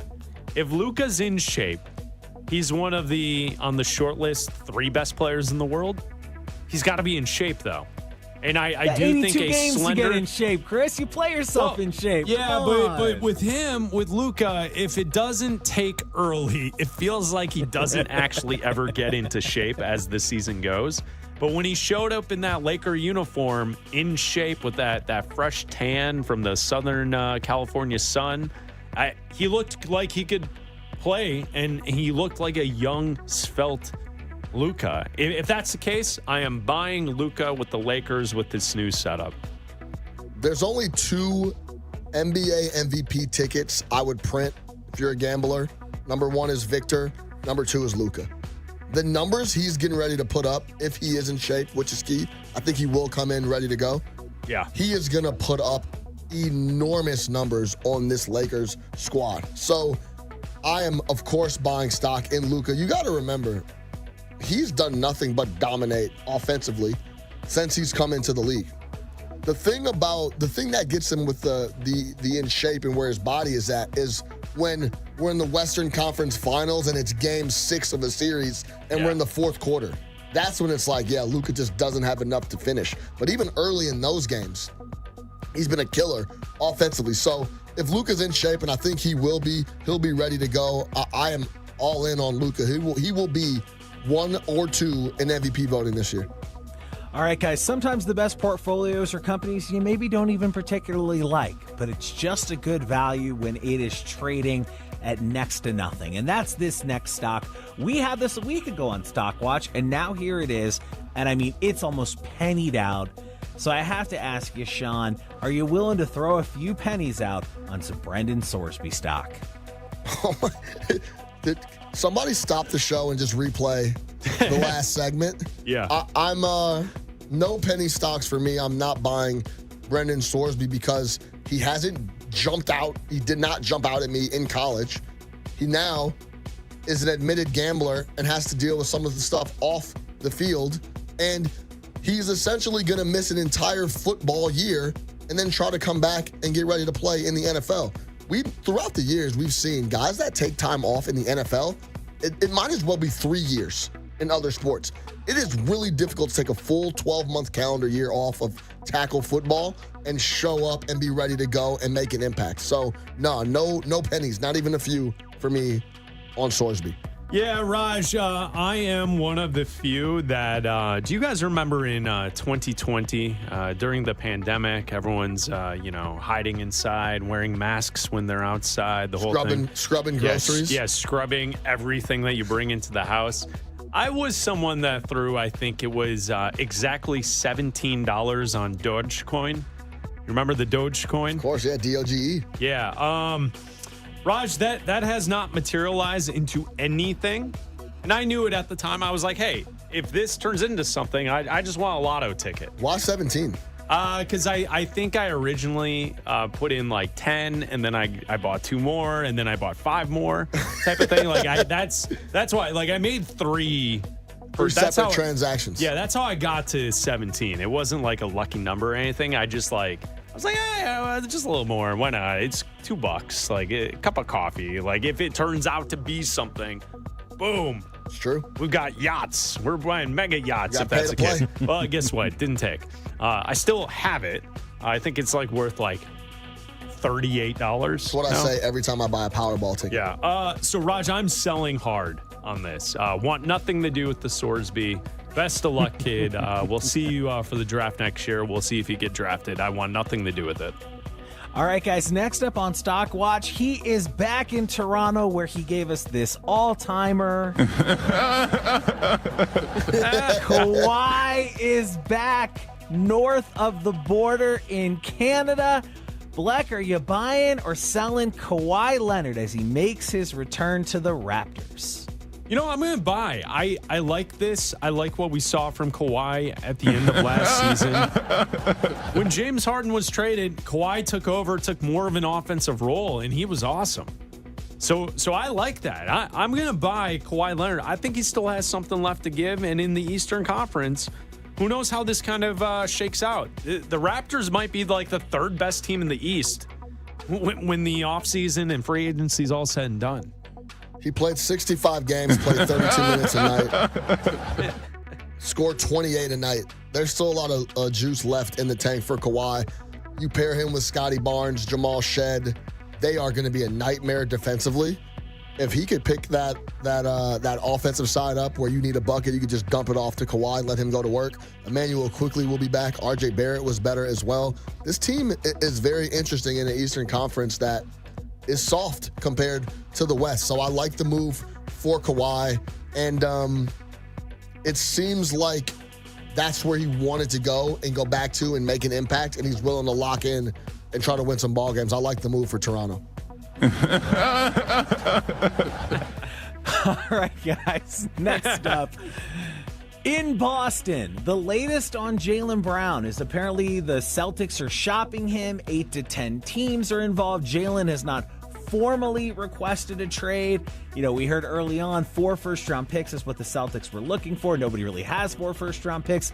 You know, we see LA just throwing out first-round picks like candy today. What's going on with Jaylen Brown? Argue with your grandma, the live streamer himself. Are you buying or selling your stock right now, Sean Little, in Jaylen Brown? Argue with your grandma. Yeah, thank you, Jaylen. I'm the wrong guy to ask this question because I am a huge Jaylen Brown dude. I'm very impressed with what he did last year. The team was left for dead. He put them onto their back with a bunch of guys that, in my opinion, are pure role players in the league. Baylor, Shireman, the lot. And he was spectacular. He had them with Tatum coming back late, the favorites in the East to win the conference going into the playoffs. The amount of disrespect this guy gets, I think, is absolutely insane. When everything's going well, it's Jason Tatum getting love. When things go wrong, Tatum still does get slander, but Jaylen Brown gets a lot more than he's deserved. He was the finals MVP on that run. I think it's insane that they're looking to move him. And I think it's also insane that we can have a whole third hour of the show that Jason Tatum has not publicly come out and said, hey, Jaylen Brown's my guy. We need him to win. I think that's absurd. I'm buying all the stock on Jaylen Brown. You know, I'm going to buy on Jaylen Brown, too, because I think revenge tour Jaylen Brown after being sent away from Boston as a champion, as a finals MVP, that to me is something I want in on. Because I think Jaylen Brown, wherever he lands, he's going to have a great season next season. And last year, he was awesome. He was in the MVP conversation with a team that should have been competitive. And when you go back to the first round of last season, it was 76ers and Celtics. The Celtics were the 2 seed. Heading into the year, we would have thought that those teams were flipped, right? Like a healthy 76ers team and the Celtics only having Brown and not Tatum. So give him all the credit in the world. I'll buy Jaylen Brown. Absolutely. All right, Bleck, Anthony Davis. Just a few days ago, we were hearing he could be a part of, the Golden State Warriors with Steph and LeBron and Draymond. And now we're hearing, no, Washington doesn't have a desire to trade him. Maybe they're going to wind up keeping him or re-signing him. Where are we at with Anthony Davis? Are you buying or selling this stock right now, Bleck? I'm going to sell. I don't trust Anthony Davis to ever stay healthy. I also don't see him landing in a spot where he'll be ultra competitive as far as a part of a team going forward. Like, I feel like he is just salary cap filler at this moment. And I know that if Golden State was going to pair him with LeBron, then okay, that makes sense. Anywhere else he lands, I just don't quite see it. So I'm going to sell Anthony Davis. Yeah, I have to sell as well. I gotta see it with my own two eyes of him going into a season, playing a bunch of games, and making an impact. When he's on the floor, even the small spurts when he was with Dallas, he was really good. If he could stay on the floor, he's good. We've been saying this for 7 years in a row, though. He hasn't been able to stay on the floor. He's making $58 million next year. The only bright spot here is maybe come next year and the year after, he has a player option that he's already opted into indirectly, and he'll be on a contract year. Maybe he shows up then. But going into this year, he'll be 33 years old. The body is not going to get any better for Anthony Davis, and that's his issue. And that does it for Stockwatch today, guys. Thank you, Raj. That was great. Stockwatch on a Wednesday, sponsored by Progressive Insurance. Save on commercial auto insurance from Progressive. Get a fast quote at progressivecommercial.com. Since Raj hates soccer, hates the World Cup, the latest update. Let's see. Calm down, Greg. It's soccer. It's soccer. England is, they're fighting. They're battling. They've had the second hydration break of the match. So we are now into the, as Americans would say, the fourth quarter of the Congo and England match taking place. 73rd minute, and the Congo still leads 1-0 over England. Essentially, the last 30 minutes has been played on the offensive end for England, attempting to get level and get a goal. But the defense from the Congo has been incredible. And the keeper has just been playing out of his mind. Yeah, standing on his head, they say in hockey. They've been stout defensively. Yeah, England's brought in 4 subs. They brought in Eza. They brought in Saka. They brought in a couple others I wasn't able to see, but they got the fresh bodies out there.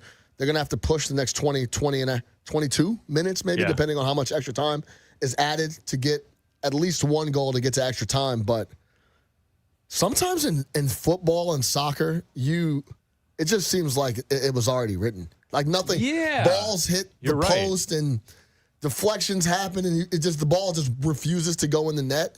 And that's kind of what it's starting to feel like here for England. They're getting good looks, but just nothing going in the back of the net for them. And so I resent this narrative that I hate soccer. This is Chris Bleck completely painting an unfair narrative. I enjoyed soccer as much as anybody in between orange slices and Rice Krispie treats before we started to play capture the flag. Yes. Thank you, Raj. Speaking of Greg, it's soccer. Harry Kane has now gotten England level. It's 1-1 in the 75th minute of the match. So 1-1. England in the Congo, the first match today at the World Cup. It's been fantastic, Raj. Don't hate on soccer. Don't do that. Not today. Now Congo's going to be under major pressure here. Yes. Yeah. Now that England has gotten that goal and it's 1-1, now you're going to probably see England pull away. Yeah, right. Like to get a second one here and to because Congo essentially has spent the last 50 minutes playing just straight defense. There's been nothing on the offensive end at all, and now they've got to push forward, and that will leave them open to be susceptible on the back end. So we will keep you updated on this match as we go along. I wait here with bated breath. Yes, I know you do. Speaking of the World Cup, is there anything the NFL could do trying to expand internationally that they could steal from the World Cup? We'll talk about that coming up next. Just like your fireworks this time of year, the NBA offseason is exploding.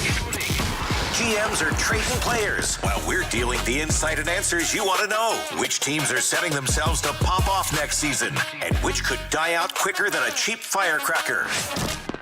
Westwood One Sports.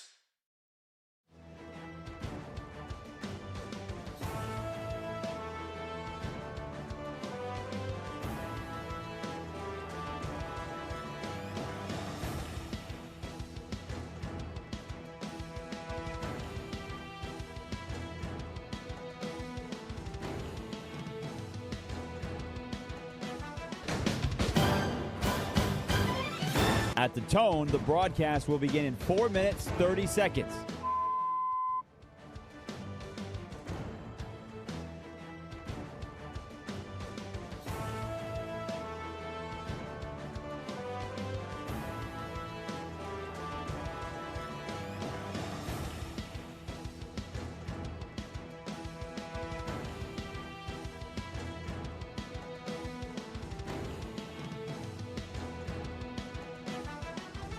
At the tone, the broadcast will begin in 4 minutes.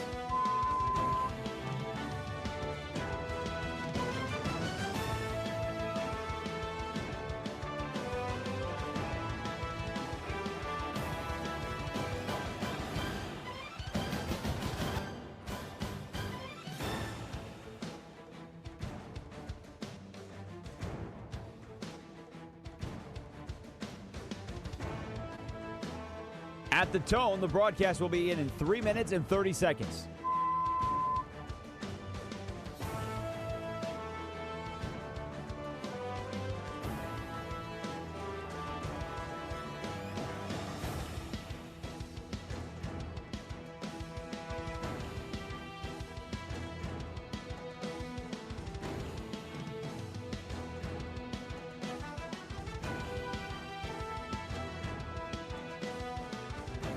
At the tone, the broadcast will begin in 3 minutes.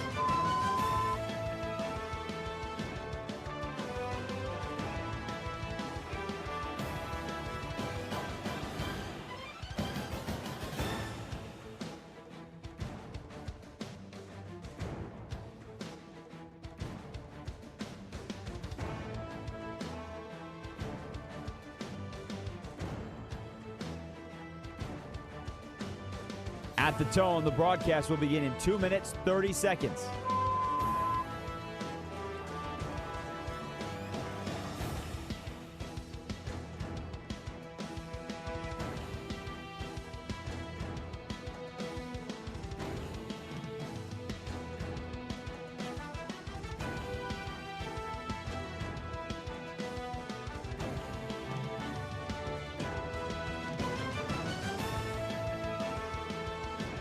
At the tone, the broadcast will begin in 2 minutes.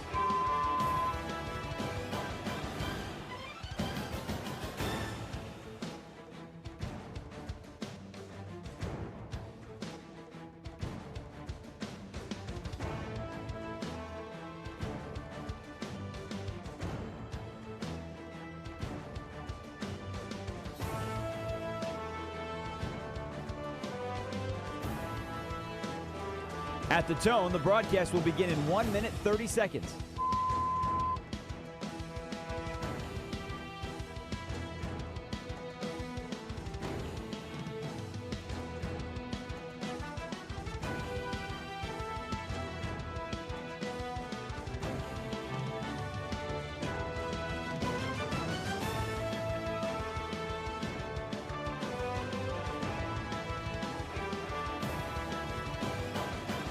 At the tone, the broadcast will begin in 1 minute.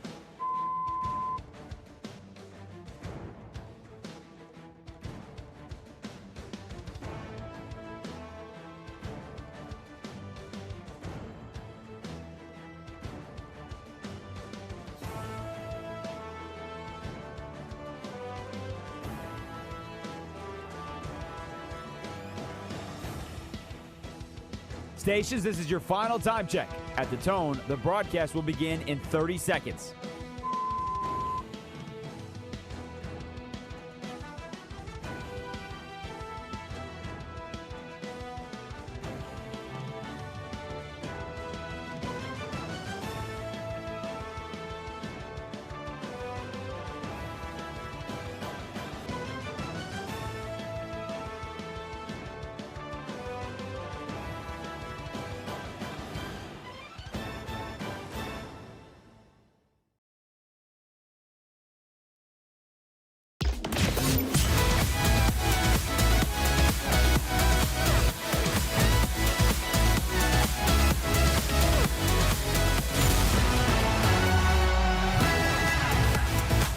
This is Bleck and Abdalla on Westwood One Sports. Here's Chris Bleck and Adam Abdalla. Sean Little is in for Abdalla today. It's Bleck and Abdalla here on Westwood One Sports and the Westwood One Sports app. On the air until 3 Eastern, hanging out with you. A lot of action in the World Cup today. We got our eyes on it. England and the Congo 1-1, 81st minute taking place in Atlanta. Belgium and Senegal later on. The United States play tonight, 8 Eastern in Santa Clara against Bosnia-Herzegovina. That match should be fantastic. Looking for the U.S. to advance and to move on in that matchup as well. And Sean, when we look at it from a perspective of the NFL wants more games in Europe. Is there anything that the NFL could take away from the World Cup, a competition like this, and kind of put it towards what they're trying to accomplish in the NFL? Is there anything you see from World Cup action that the NFL could maybe add to what they do? This is a horrifically boring answer, but number one is grass on the pitch. That's how the best players stay more than not uninjured in world football, in world soccer. It's an easy fix, and relative to the amount of money the league is making, the players should be playing on grass. That's number one. On the fun side, just let the fans do whatever they want pregame in the street. Like, it seems like all the cities have signed up to, like, hey, man, you guys can just party in the street and do whatever you want, and then go in the game. And then when you guys let out, you guys do whatever you want too. So maybe something to do with that. But I don't know, Bleck. It's hard to tell the NFL to do anything a little better because they do things very, very well, and the league is in a really good place. We're starting to get bombarded with games. We talked about that before. But other than keeping the best players on the field and not getting hurt, we want to see our stars play, and grass would help with that. Yeah, I think that's a really smart one to lead with, is the NFL should have grass for every single field that they play a professional game on. Scientifically, medically, it has been proven that a grass field is healthier for athletes. Don't believe any of the nonsense that's out there that, this composite turf can do this, that. I mean, just for example, think about all of the different times NFL quarterbacks are thrown to the turf and then they have to leave with concussion-like symptoms because of the field turf being harder than grass. Now, that could happen with grass, but I think it's less likely to happen with grass. It's a money saver. And then obviously, the knee injuries, the different ACL, MCL, all those different things are taking place, that playing on the composite surface over an extended period of time is not good for an athlete. It just isn't. Grass is the way to go. FIFA mandated to hold the tournament in the United States, any arena would have to have real grass, indoor and outdoor. And it looks great. And it looks great on television, too. Like, selfishly, as someone who just watches games, I'm not a football player, but just watching a game with real grass looks so much better than a game with turf. It just does. It's just the way, it looks on TV is cooler. I do think that there is one thing with the NFL, and I'd even say this for the NBA, be careful. This constant tinkering. Yeah, tinkering and thirst to be world soccer with your sports here in America, it's never going to happen. So, you can try and add different elements to all this, but the NFL putting more teams playing in Europe, or at some point in the future having a European division in the NFL, that to me is not the way to do it. I wouldn't do that. That. You think they'd be overextending themselves? It's overextending. It's also your core audience here in the United States. That's not something that interests anybody. Do you really want there to be 4 teams placed in Europe? A team in France, a team in Germany, a team in England, a team in Spain? I don't think that that's the way to do it. And so, when you look at the overall situation for what the NFL has and what they're putting together, England has now taken a 2-1 lead. Harry Kane goes top part of the net to get the second goal, 86th minute. And we kind of called that the English side was impending doom for the Congo. And they get their second goal now. They're up 2-1, and there is not a lot of time in this match. So What a finish that was. It looks like England should be moving on, and they'll face off against Mexico in Mexico City. I believe that game will be on Sunday. So that will be quite the match to watch. But, yeah, I don't know. I think it's cool to kind of think and dream that, like, hey, what could the NFL learn from this? I think the NFL just needs to be what they are. Be the great league that they are, and don't worry about what fans enjoy with European soccer. Yeah, I agree. They're doing everything right. There's no need to continue. I mean, how much money? We talked about this. How much money do they want to make? Let's forget about 17 games. Let's just play 25 NFL games. Maybe we just play 82. And we just run every week throughout the year. Every week is every week of the calendar year we have a game, and we're all set up. There's no off season. We pause momentarily for the NFL draft, and then we have a game the next day. Right. That's what makes the NFL special. It takes over a day of the week. Yeah. Legitimately. 16, 17 weeks throughout the year, then the playoffs. We don't need to play Tuesday, Wednesday, Thursday, Friday, Saturday, spread out in San Paulo and New Zealand and everywhere else. It's Bleck Abdalla here on Westwood One Sports and the Westwood One Sports app. Sean Little in for Abdalla this week. I saw this story. This comes to us from 7 News in Western New York. DJ Moore is now a Buffalo Bill. And listen to this story from 7 News in Western New York.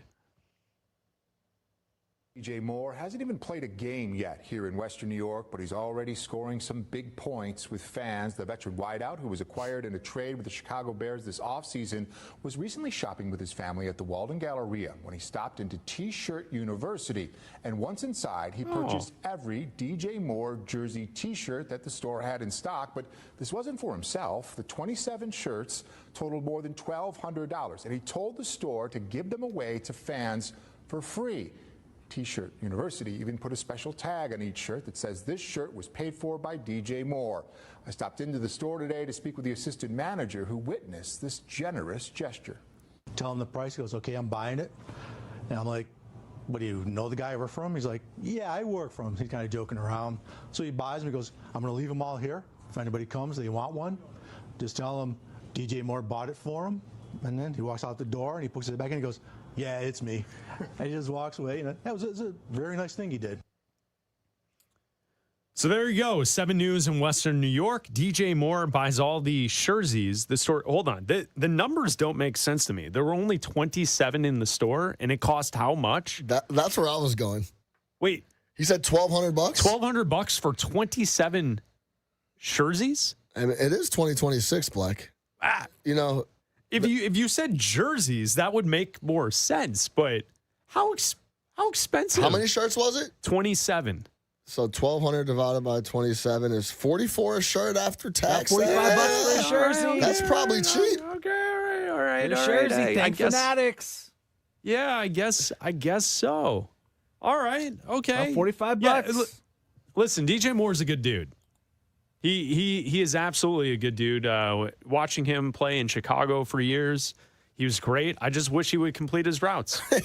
That's all I would say. I knew it. It's nice, Raj. I know you set me up for this. I know that you want to have the feel-good story for DJ Moore. Shout out to the Buffalo Bills. You get a great wide receiver. Hopefully he doesn't hang Josh Allen out to dry in a big spot. I knew he'd do it. Hopefully he doesn't do that. Well, maybe he can offer a jersey to Josh Allen if that's the case. What happens if you buy all the jerseys, but no one knows that you bought them, so that they still would have to be coming in to buy them, and then you don't really still move any jerseys? Like if you own the shop, you say, hey, these are complimentary jerseys from DJ Moore. Put a little sign up. Take one. At the front, at the desk. Take one, enjoy, have a good day.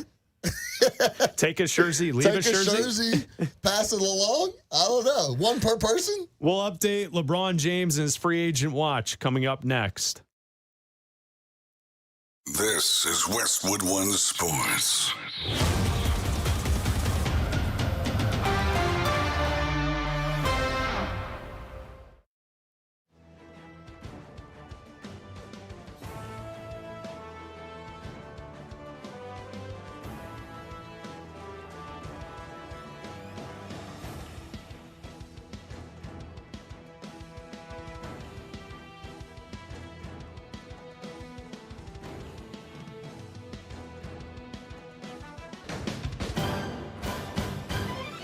At the tone, the broadcast will begin in 4 minutes, 30 seconds.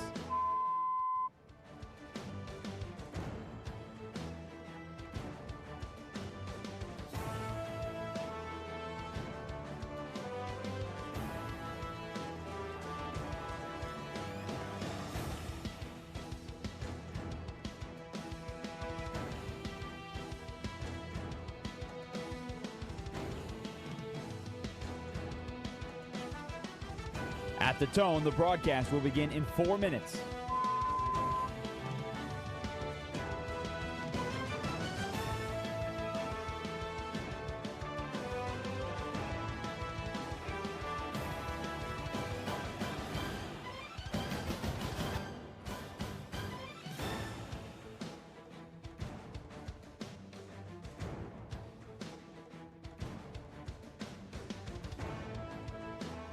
At the tone, the broadcast will begin in 3 minutes and 30 seconds.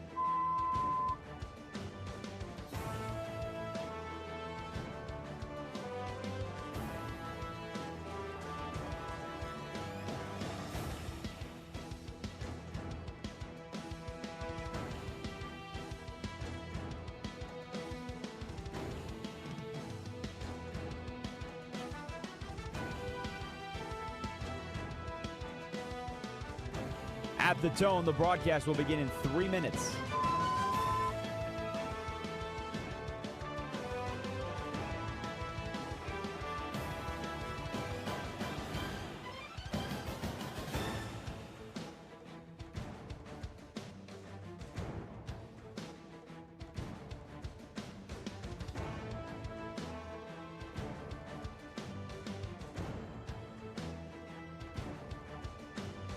At the tone, the broadcast will begin in 2 minutes, 30 seconds.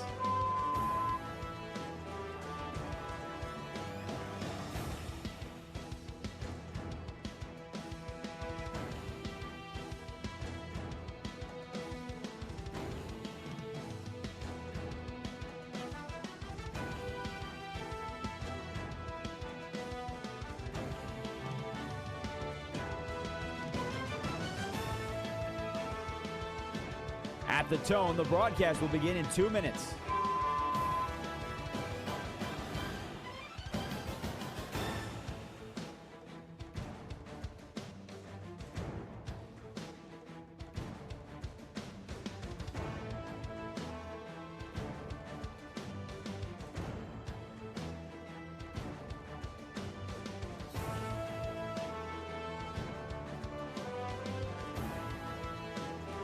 At the tone, the broadcast will begin in 1 minute, 30 seconds.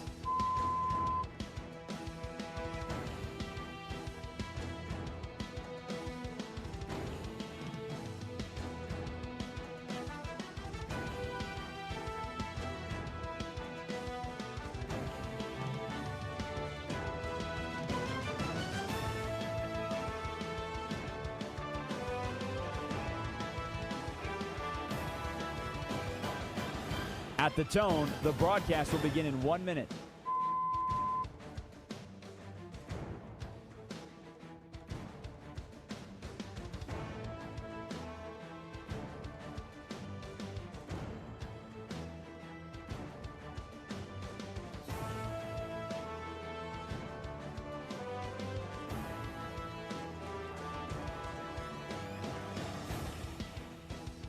Stations, this is your final time check. At the tone, the broadcast will begin in 30 seconds.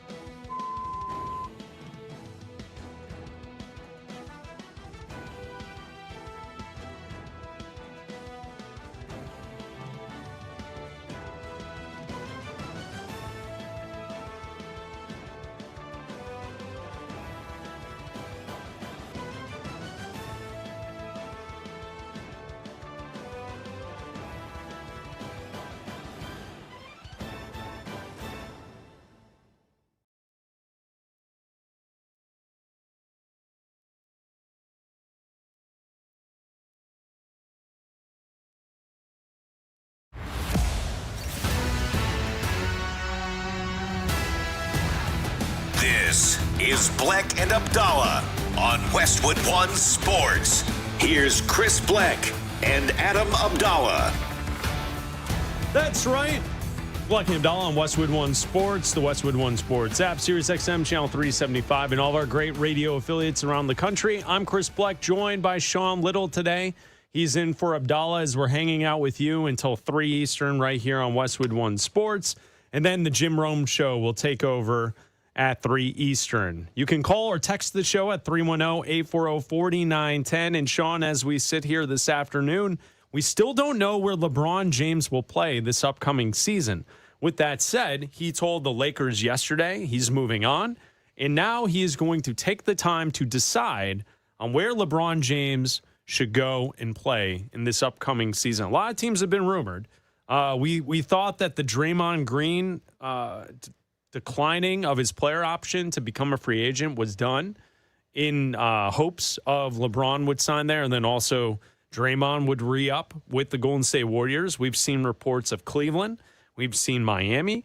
Perhaps maybe a mystery team that's out there that could land LeBron James for this upcoming season. But, Sean, that's where we're at in the NBA right now. Some of the big items from earlier today in free agency. Walker Kessler is signing a deal with the Lakers after a sign-in trade with Utah. 2 first-round picks going back to Utah. Also 2 pick swaps later for the Utah Jazz. So Walker Kessler joining Luka and Austin Reeves in that situation with the Los Angeles Lakers. And we're still waiting for LeBron James. Where will he end up and where will he play this upcoming season? It's always fun. LeBron, what's he going to do? Yes. How's he going to tilt the league? Sure. Will he even tilt the league? I don't know. Can he impact that much? But maybe he can. What happens? Who gets moved? Who takes less money? LeBron is a whole ecosystem of its own, and it impacts. We talk about it, and just embrace the fun. Don't get so annoyed. Are you talking to me?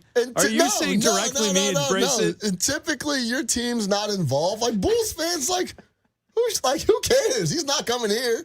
Just embrace the fun of LeBron, dictating and holding the NBA hostage for a little bit. Enjoy the theatrics. We haven't done that before. It's a new summer. Yeah, it's a new summer. Just embrace it. Yeah, the summer of LeBron. Yeah, why not? When you score. Who is he? LeBron James. Will he build another super team? Got to start with Superman. Man, I could have used him on the Cavs. How many weeks will he stretch this? Not 2, not 3, not 4, not 5. LeBron Watch 2026 with Bleck and Abdalla. The answer to the question everybody wants to know. LeBron, what's your decision? In this fall, I'm going to take my talents to... So there you go, Sean. Once again, we have LeBron James free agent watch around the NBA. We're back. We're back. When you score the most points in league history, you garner some attention. We're back. You could sit back, and he posted a picture of himself yesterday with his daughter Zuri in the pool with her cousins, and the quote goes, Zuri enjoying the fruits. Yes. The fruits of my labor. And his feet are in the picture with the mansion in the background. It was like LeBron's feet, pool, mansion in the back, sunny day in LA. Hey man, this is what when you're of this level, this is what you could do. Yeah, and I think that's why the best fit for LeBron. With all that said, what'd you say? Mansion, sunshine, LA. The best fit for LeBron would be sign a 1-1 with the Milwaukee Bucks. Go play in Milwaukee for a year. That could be your retirement home. There you go. Well, Giannis said it. It's like, hey, it's not the city of Milwaukee I have an issue. It's just the Milwaukee Bucks. All right, Giannis. I love Milwaukee. Yeah. Just not the Milwaukee Bucks anymore. All right, so let's do this, Sean. Let's list off our 5 best fits for LeBron James. So here in free agency, some of the teams that we could look at, it could be either Golden State, Miami, Cleveland, maybe the Timberwolves, the Nuggets, the Wizards. There was a weird rumor last night that Washington, the Wizards, could be a landing spot for LeBron. I don't believe that. The AD whatsoever. connection, Trae Young at the point. Okay. Yeah. All right. That's not going to get it done. Yeah. That's not going to work. So if you had to list off your 5 ranking best fit for LeBron James, 5 to 1, how would you do it? This is how I would go. I'm going to say number 5, I'm going to give you the Golden State Warriors. I get that he's friends with Steph Curry and Draymond Green. And I get that there's a connection with Rich Paul and Draymond and the agency and all that. And I understand through Team USA and all those years playing with Steph that would be fun. No doubt. I'm not sold that that's the best basketball fit for LeBron. So I'm going to place Golden State 5. Number 4, I'm going to give you Cleveland. I think if Cleveland can move some things around, they've got enough young players mixed with Donovan Mitchell, who can still get it done, who's a star in the league. Maybe they re-sign James Harden. I don't know. I don't necessarily hate that if they have LeBron. That could kind of make sense. So I'm going to put Cleveland as number 4. My number 3 team, best fits for LeBron, ranking them 5-1. I'm going to go number 3, the Minnesota Timberwolves. I think LeBron fitting there with Gobert to be your center. And then, LeBron is kind of making up for what the Timberwolves moved off of with Julius Randle and Naz Reid. If you have LeBron with Anthony Edwards and then also LaMelo Ball now in the mix, that to me is intriguing. I think that basketball-wise, that actually makes sense. I get that. Number 2, teams that LeBron would be the best fit on. Okay? Number 2 is not realistic. But if you're looking at the basketball side of it, number 2 would be San Antonio. LeBron James, alongside Wemby and Dylan Harper and Stephon Castle and all of those talent, Vassell, all those guys, that would make a lot of sense basketball-wise. Don't think it's realistic, but if we're looking at basketball fit, I think that San Antonio would be my number 2 team. My number 1 team, ranking best fits for LeBron James, I'm going to go with the Denver Nuggets. I think the Denver Nuggets, Jokic, Jamal Murray, I think that the basketball fit with Denver makes the most sense. And maybe it is realistic. Maybe it's a fit that could actually take place. So I'm going to go with Golden State 5, Cleveland 4, Minnesota 3, San Antonio 2, and Denver. The Denver Nuggets as number 1. And I will acknowledge, I was looking at this list and creating this list based on fit on the court. I was not doing is he friends off the court? Is it the best, the most money he can make? Is it the best situation with his agency? Solely basketball. We're talking hoops. I went with Denver as the best fit. Yeah, Denver's a really good fit. Minnesota is a fit I didn't even think about, and I actually really like that. I think he could fit in well with LaMelo, now Rudy in the middle with Ant-Man, Anthony Edwards, of course, playing the 2 and him playing the 3. I think that could be really interesting. Right.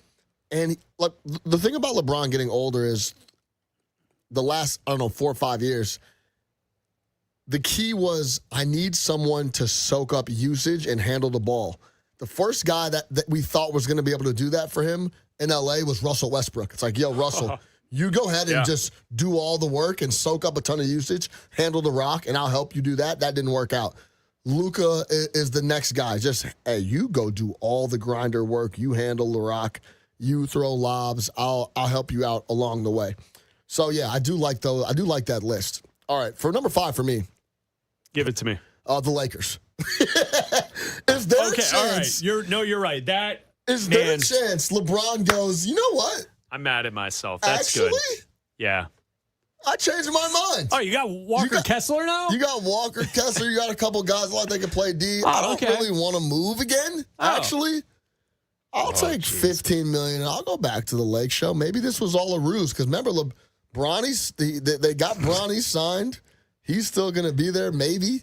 So, Sean, number 5. Could you imagine? The Los Angeles Lakers. That would be the ultimate LeBron move. Could you imagine? Hey, guys, I don't want to be here anymore. Go find some other words. Oh, I like how you filled out the roster. I'll be back. I like what you guys did there. I'll be back. Number 5. That's good. The Los Angeles Lakers. That's good. Number 4. So now I have to go back to the Eastern Conference because I think if we're talking about LeBron making an impact on the hoop side, he has to go east because it's just an easier route. Sure. The New York Knicks would be an insane addition if he's going to play for the minimum. The only way this works is if he plays for the minimum number. Yeah. You can move Josh Hart to the bench Josh Hart then comes off, brings a ton of energy. LeBron can play that 3. We're talking Jalen Brunson, Karl Anthony Towns, LeBron James, Mikal Bridges, and OG Anunoby. It's a really interesting 5 with guys like Josh Hart, Landry Shamet, Deuce McBride, and others coming off the bench. It could be really fun. Let me just throw this out there. If you're a Knicks fan, is that even something you would want? You know what I'm saying? Like, because I think there's some teams in some situations where you've got something going. You got something cooking, right? You just won the championship with that crew. Yeah, it's a big personality coming in. Big personality.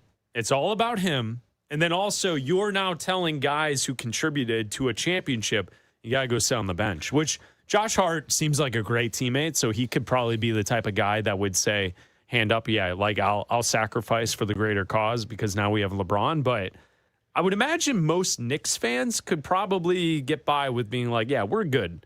We won without him. What do we need a championship for? But I will say, throughout the years... I mean, LeBron James to get a championship for. Yeah. Of the NBA, you win the title, and it's kind of like they don't try to improve. What's like, next? Yeah. Why would we shake up this roster? And it's like, well... Golden State and KD. Couple things broke your way, and you had a really good window to win the title. I think you should always just be trying to improve. The Nuggets are a perfect example. We won the title. Let's actually lose Bruce Brown.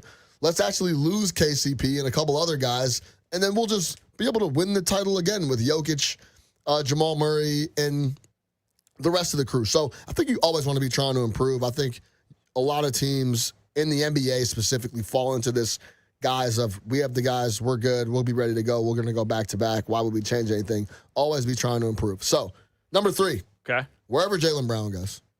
Ooh, if Jaylen Brown gets moved to a team, I think he will be, that will be competitive, that has assets and maybe picks, you slide LeBron in there with Jaylen Brown, I think they can get very, very spooky. We don't know what team that will be, but we will find out, so I can't give you too much more there. But number 2. I like that. That's good. The Golden State Warriors. Okay. If you're a fan of Bleck Abdalla, you've been listening, and I've been telling you, LeBron James has been comfortable with his legacy for 8 years now when he went to Los Angeles. If he didn't win that ring in Los Angeles, the bubble ring, put the asterisk on it if you want to, he was okay with his legacy. He got a title for Cleveland, 4-time MVP. He was going to always be the all-time leading scorer if he stayed healthy. He was comfortable with his legacy and where it was at.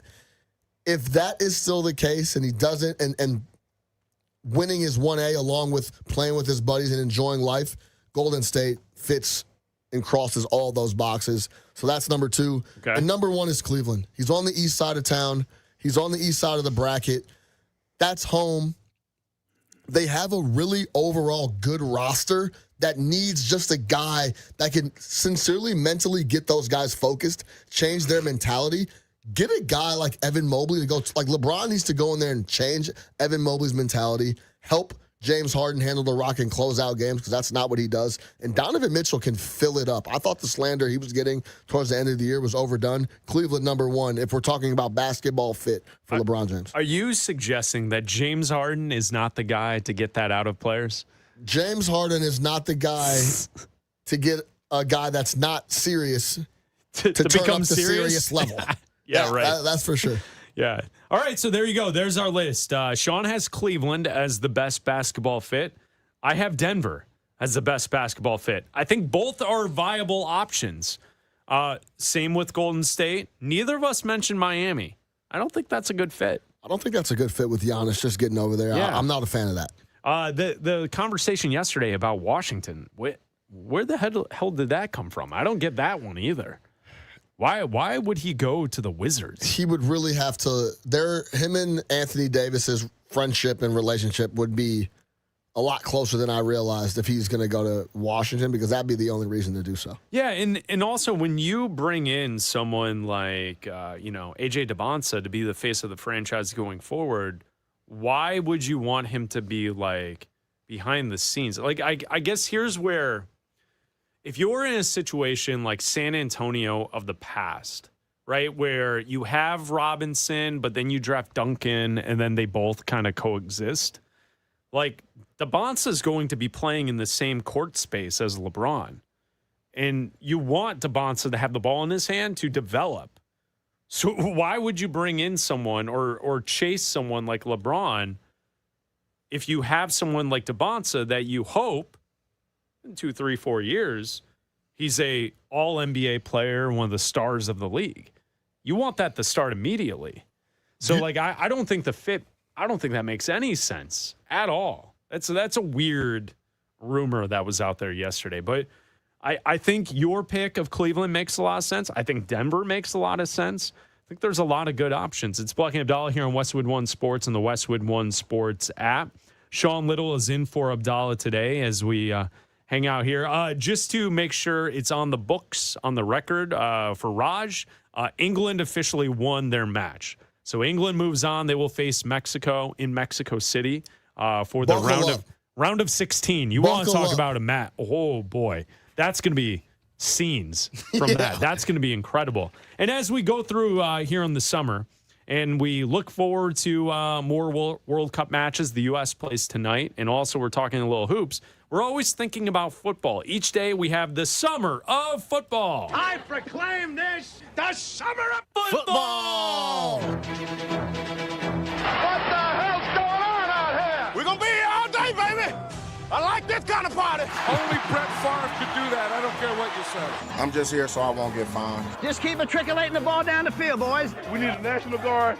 We need as many men as you can spare because we are killing the Patriots. The summer of football with Bleck and Abdalla. I throw, you catch. It's not that hard, okay? Westwood One Sports, your home for the NFL. How about this, Sean? We are 70 days away from kickoff. Seahawks and Patriots for the opener of the NFL season.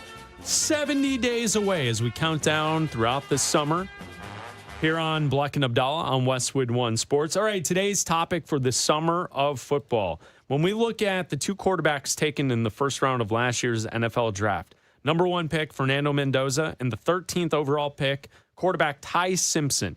Is there any concern that both players remain unsigned at this moment? So both quarterbacks are unsigned with their two teams, Raiders Mendoza, Rams with Ty Simpson. Is there any concern? I would say there really isn't, because the picks themselves are slotted now in the NFL. And then also both players have been around the facilities. So like Ty Simpson's been working out at OTAs. He's been there the entire time here throughout the offseason with the Rams. And Fernando Mendoza's already become like the face of the Raiders, right? Mendoza's been in the scheduled release video with Kirk Cousins. There were reports last week that Mendoza was there working out and looking good in OTAs. To me, it's just something that will take place at some point here in the summer before training camp starts. I think it's really difficult for rookies to hold out in training camp in this era of the NFL because of the CBA. They're all slotted spots. There's not really a lot that you can negotiate about. There's offsetting language, and there's different things that we hear from time to time where players want this guaranteed if this takes place, like an on-the-field suspension per se or something like that. But I'm not expecting to have that or to go through that with Mendoza or Simpson.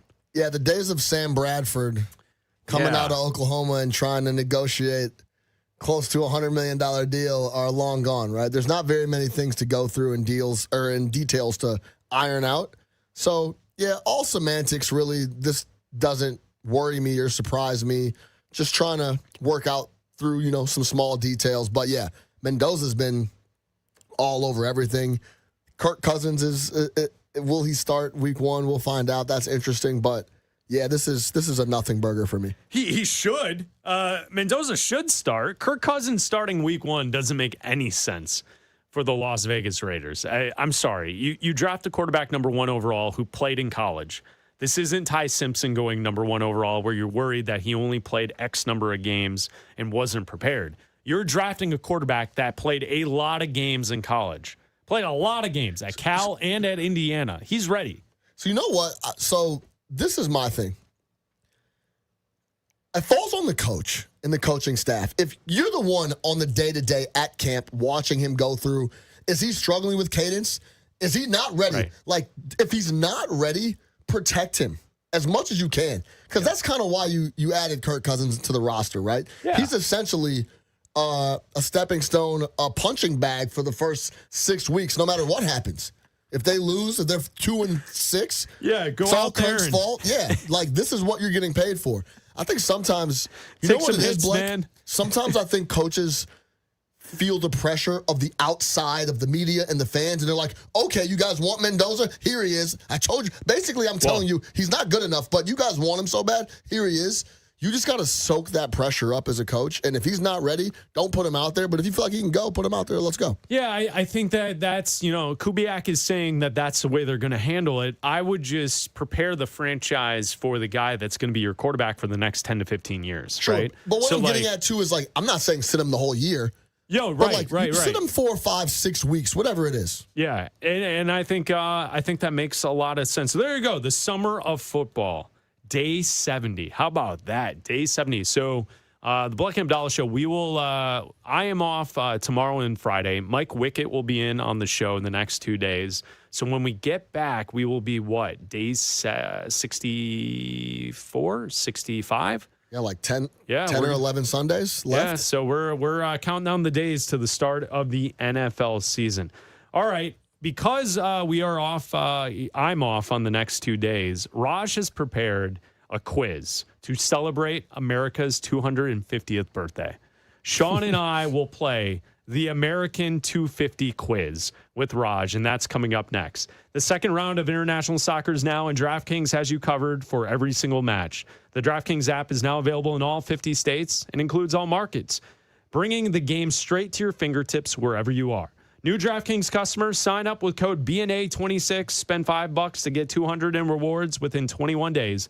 That's code BNA26 for Bleck and Abdalla 26. In partnership with DraftKings, the crown is yours. Bet with DK Sportsbook. Gambling problem? Call 1-800-GAMBLER, 1-800-MY-RESET. Connecticut, call 888-789-7777. Visit ccpg.org on behalf of Boot Hill Casino in Kansas. Bet tax pass through may apply in Illinois.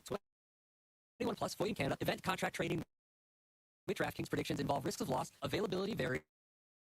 Bet to get bonus bets that expire in 7 days. Trade to get $50 in prediction dollars that expire in 1 year. Issued every 7 days via click to claim for 21 days. One non-withdrawable reward redeemable. Predictions offer void in New York. Ends July 19th. Terms at dkng.co/audio. What's hotter than your car in the summer heat? Our summer sports takes and updates that you care about, from NFL training camp to the baseball trade deadline. We've got you covered like your windshield sunshade. Westwood One Sports.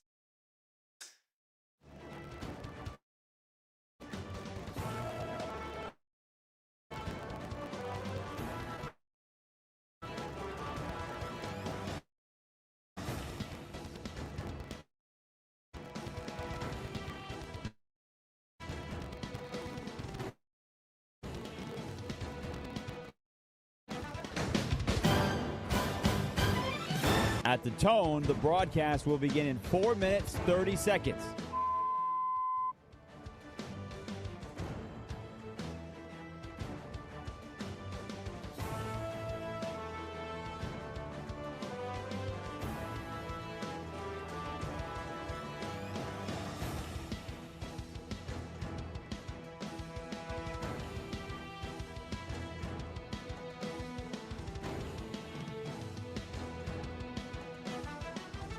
At the tone, the broadcast will begin in 4 minutes.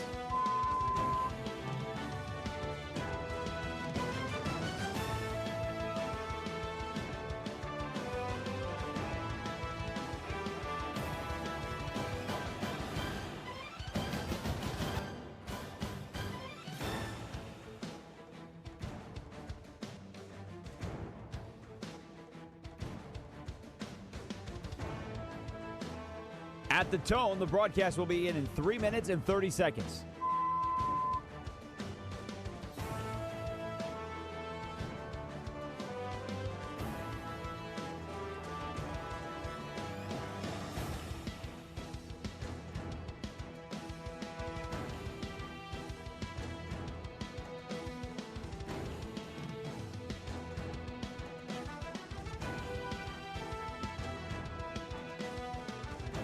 At the tone, the broadcast will begin in 3 minutes.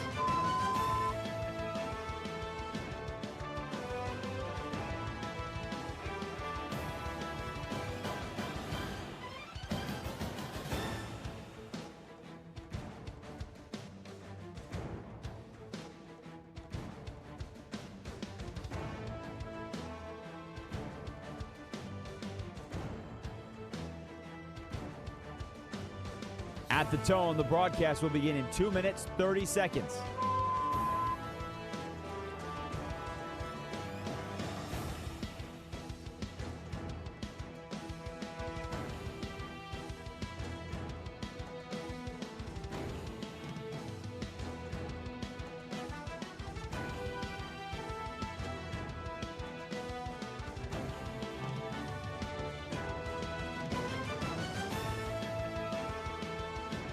At the tone, the broadcast will begin in 2 minutes.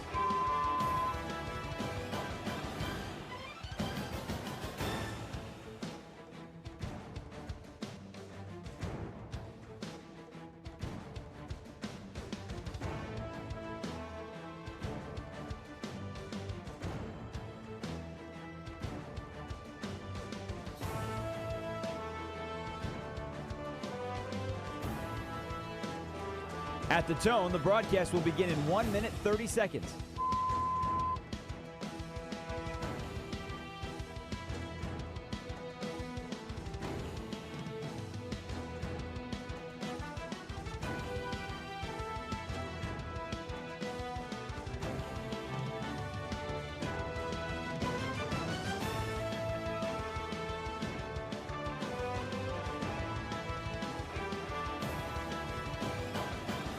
At the tone, the broadcast will begin in 1 minute.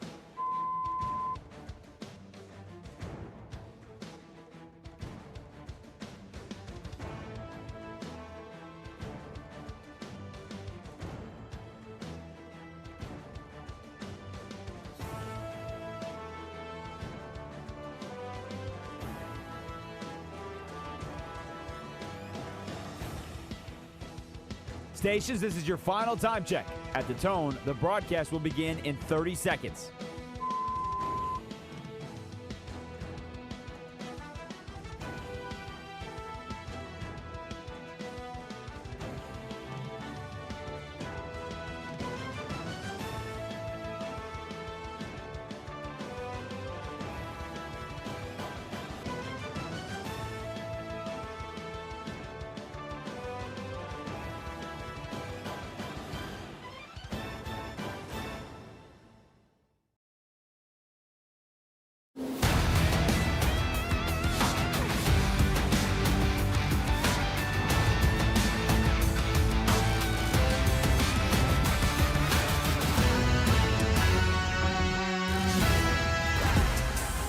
This is Bleck and Abdalla on Westwood One Sports. Here's Chris Bleck and Adam Abdalla.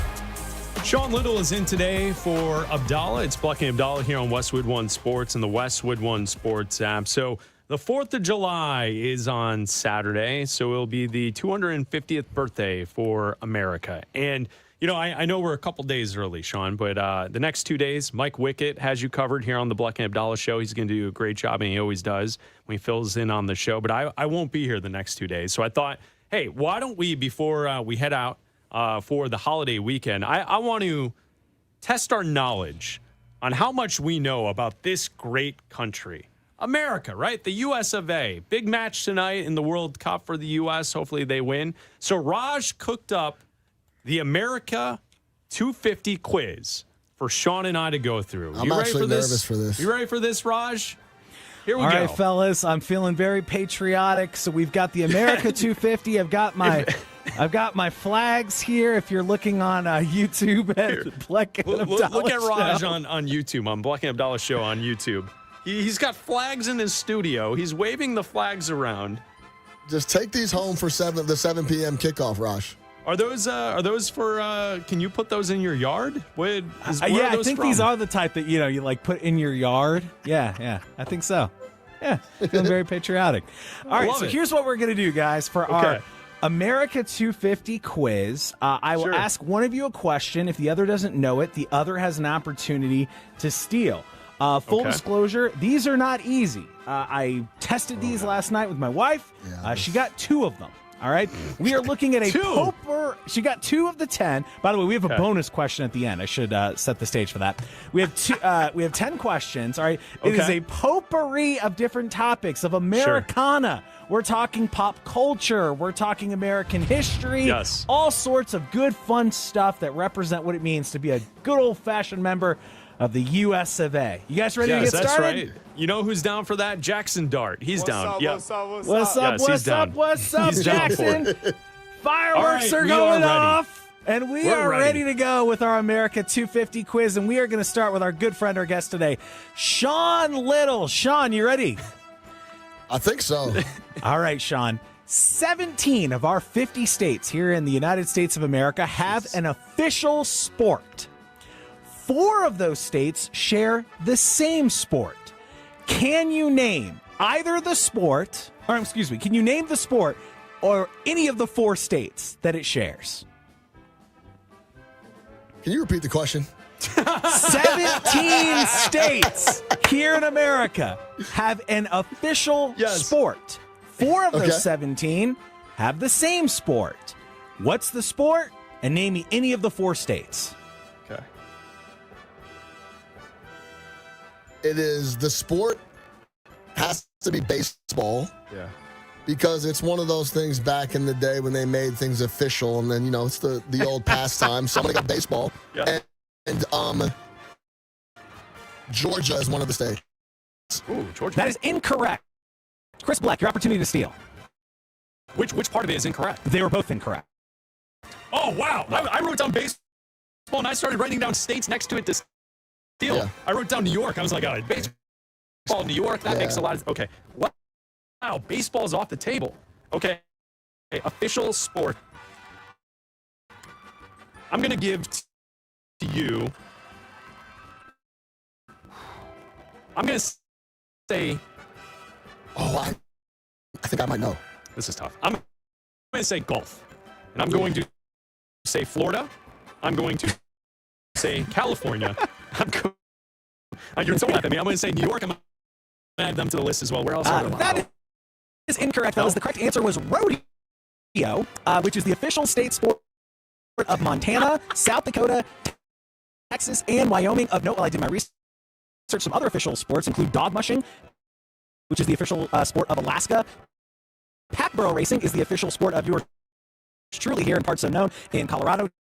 Jousting is the official sport of Maryland. Archery is the official sport of Missouri. Those are just a couple of the choices. By the way, you guys were right with baseball being in New York. That is the official sport of the state of New York. All right, we got that. I see what you're doing, though, here, Raj. I see what we're up for the rest of the way. All right. It gets better.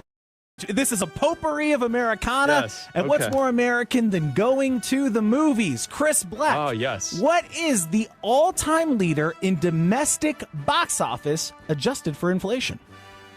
I will go, final answer, I will select Titanic. That is incorrect. Sean Little, would you like to steal? Yeah, what's the movie with the blue people? What's that called? That's probably. You talking about Avatar? Is it Avatar? Yeah, Avatar. That is also incorrect. The all-time leader in domestic box office adjusted for inflation was 1939's Gone with the Wind, which if you adjust for inflation would make $1.9 billion just in the United States. Hey, Raj, if we could get a post-World War II question, that would be very helpful for well, you know some what, correct Sean answers Little? here. You asked, and we will deliver. Right. Next 0 for up, 2. Sean. The United States, as we know, has 50 states and 1 district. Shout out Linnell in D.C. They also recognize 5 inhabited territories. Can you name 3 of them, Sean? What is going on here? Where did you get these questions? What's the next question, Ross? How many gallons of water are in Lake Superior? Like, I don't know what's going on here. I have no idea, Raj. I can't even a territory. Chris Bleck, your opportunity to steal. Okay. Does Puerto Rico count? Yes, that is correct. Fireworks. Okay, so you I need know 2 more. I know I said it as a question, but I'm going to go Puerto Rico. Give me... So the British Virgin Islands? There are islands. That is another one. Sean, go ahead. We're going to give you the Virgin Islands. There you go. British Virgin Islands is another. And there are definitely islands like west and south of Hawaii that. Oh, you are warm here. You are warm. Yeah, Guam. That's it. Or something. Correct. Correct. Let's go. Yes. Let's go. Yes. How Yes, about sir. that? Teamwork. All right, you guys can share the point on that one. All right, next up. All right. What's point. more American than watching television, excluding Super Bowls? What is the most watched individual television program in American history? When did what program made the most of us sit on our butts and watch TV for one day? Seinfeld. Has to be Seinfeld. The last that episode your of answer? Seinfeld. That's my answer. All right, that is incorrect. Chris Black. Raj, is this? I just need to clarify. Yes. This is not a event that took place where there's news coverage, correct? No, it's it an was actual one episode of a something? television show. One episode of a television show. It's going to be the final episode of MASH. That is correct, Chris Black. Lock it in 1983, 105,970,000 Americans sat down to watch the finale of MASH. All right, as we roll along in our America 250 pop quiz of all things pop culture and American history. I know a lot of useless things. Well, you know what? Let's see if you can pull this one out of your hat, Black, because we are going to stay in the world of entertainment. Who symbolizes American cinema more than John Wayne, the hero of Western movies? What was John Wayne's real name? Johnny Bananas. That is incorrect, although Johnny Bananas is a part of another great part of pop culture, being the challenge. Awesome show. All right, Sean Little, your opportunity to steal. Can you give me a guess on John Wayne's real name? I have no idea, but I'll tell you a quick story. My buddy is a huge Western guy. I bet him $100. He said he could name 50 John Wayne movies and write them down, and he wrote them all down, and we looked them all up, and I had to You pay owed him him $50? I had to give him $50. That's It was impressive. insane. But yeah, I have no idea what his real name is. The correct answer was Marion Morrison. That is John Wayne's real name. All right, as we move along, next up, fellas, Sean, what are the 3 largest restaurant chains in America? They have the most locations, the 3 largest restaurant chains. Okay, McDonald's is one. That is number 3. But one of them, I was saying. So Yes, McDonald's yep, is one of the Yep, that is correct. 3. You get fireworks. Yep. Number 2 is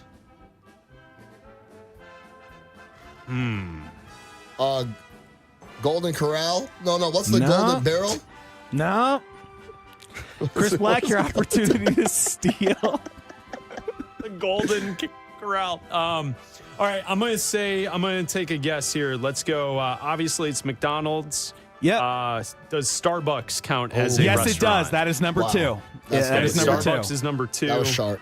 And I'm going to say number 3, Subway sandwiches. No way. That is correct. Another point for the great Patriot. Hell yeah. To Chris. this day, Hell wow, yeah. that was well done. That was well done. All right, fellas, next right. up on America 250, a potpourri of questions. We all love radio. We all work in radio. What song holds the all-time record for the most cumulative weeks at number 1 on the Billboard Hot 100 charts? Chris Black. I'm going to go with I'm going to go Celine Dion, My Heart Will Go On, whatever the song is from Titanic. A solid choice, but incorrect. Your opportunity to steal, Sean Little. Michael Jackson, Thriller. Also a solid choice, but incorrect. That honor would go to...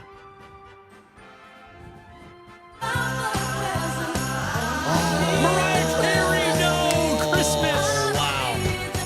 That's right. Wow, yeah. And it pops up on the charts every December. Oh. She must Mariah print. Carey, yes. All I Want for Christmas Is You. 22 cumulative weeks at number 1 on the Billboard Hot 100 chart. All right, next up. This is one especially near and dear to my heart, and I was so glad to pull this up for Chris Black. What is more American than sports entertainment? Oh, okay. Professional wrestler Stone Cold Steve Austin is inarguably the most successful in that genre of all time. His career exploded following a legendary match with Bret Hart in 1997 at WrestleMania, which took place in what city and at what venue? Chris Black. That would be they wrestled their match at Survivor Series in the Superdome in New Orleans. That is incorrect. Your opportunity to steal Sean Little.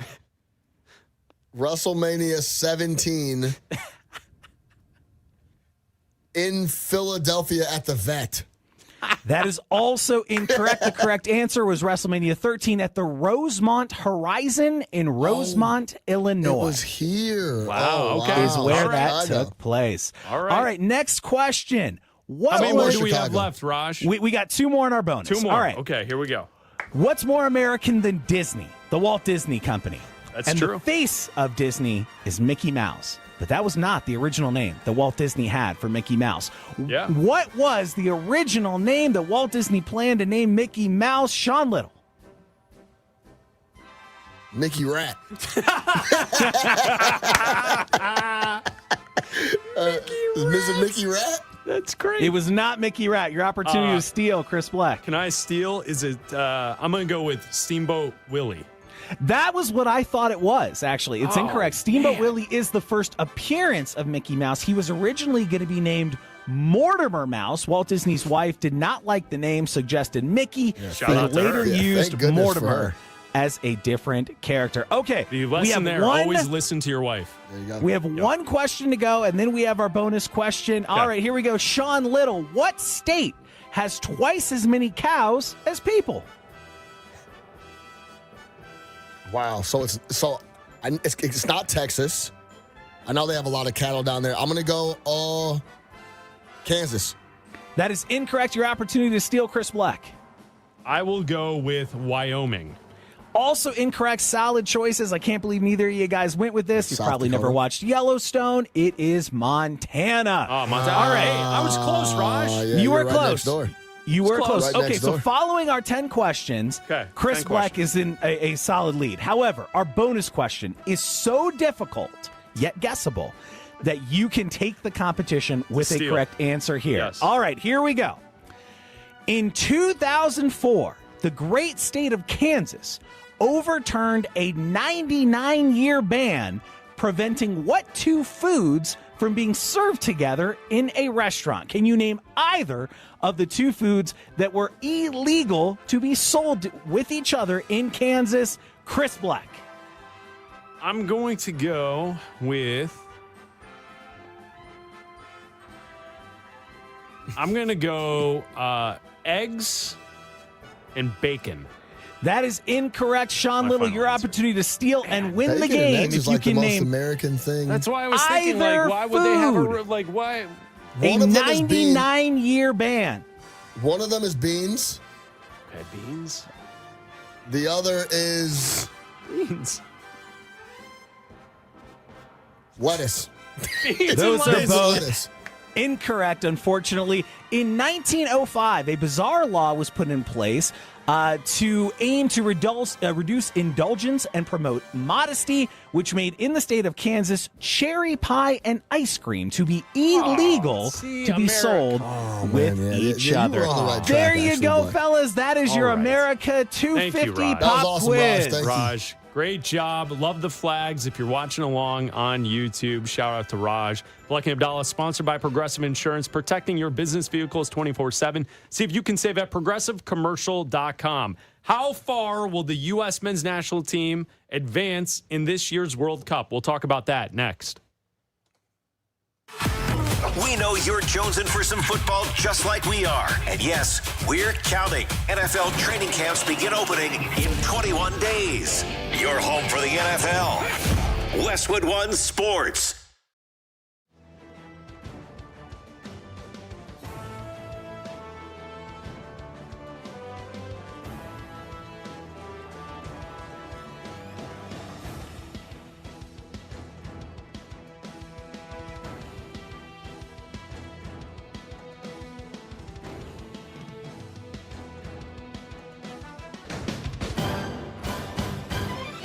At the tone, the broadcast will begin in 4 minutes, 30 seconds.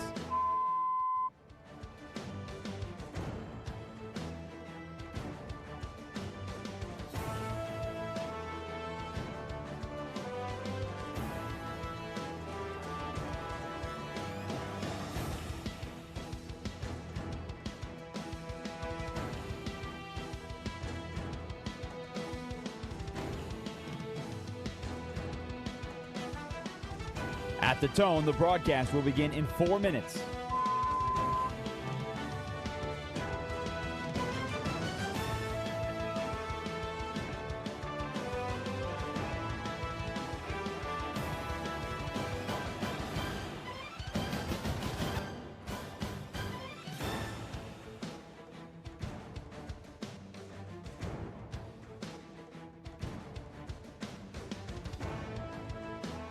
At the tone, the broadcast will begin in 3 minutes and 30 seconds.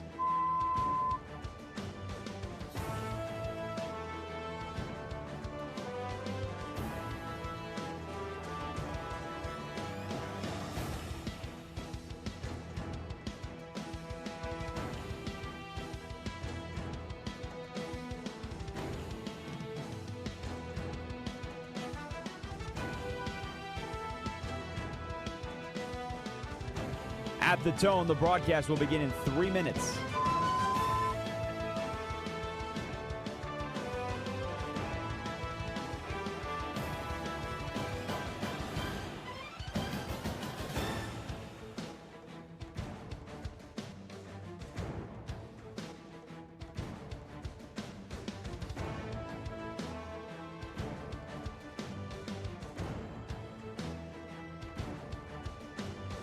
At the tone, the broadcast will begin in 2 minutes, 30 seconds.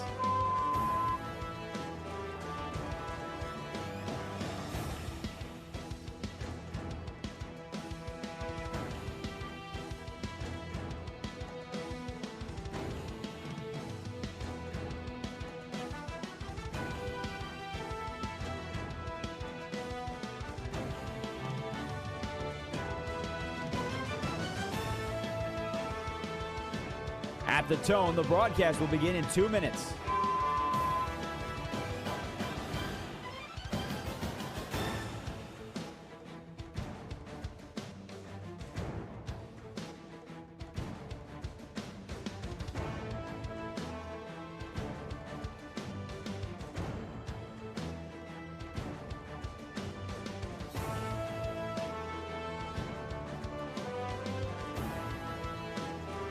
At the tone, the broadcast will begin in 1 minute, 30 seconds.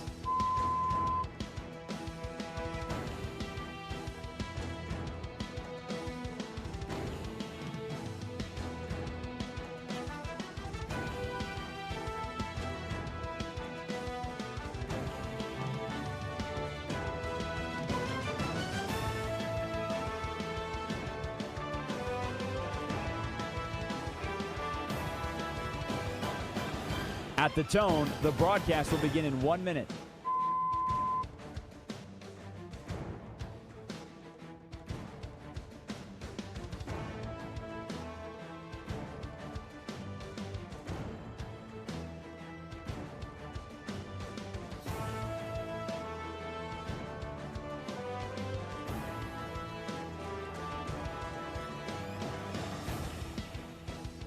Stations, this is your final time check. At the tone, the broadcast will begin in 30 seconds.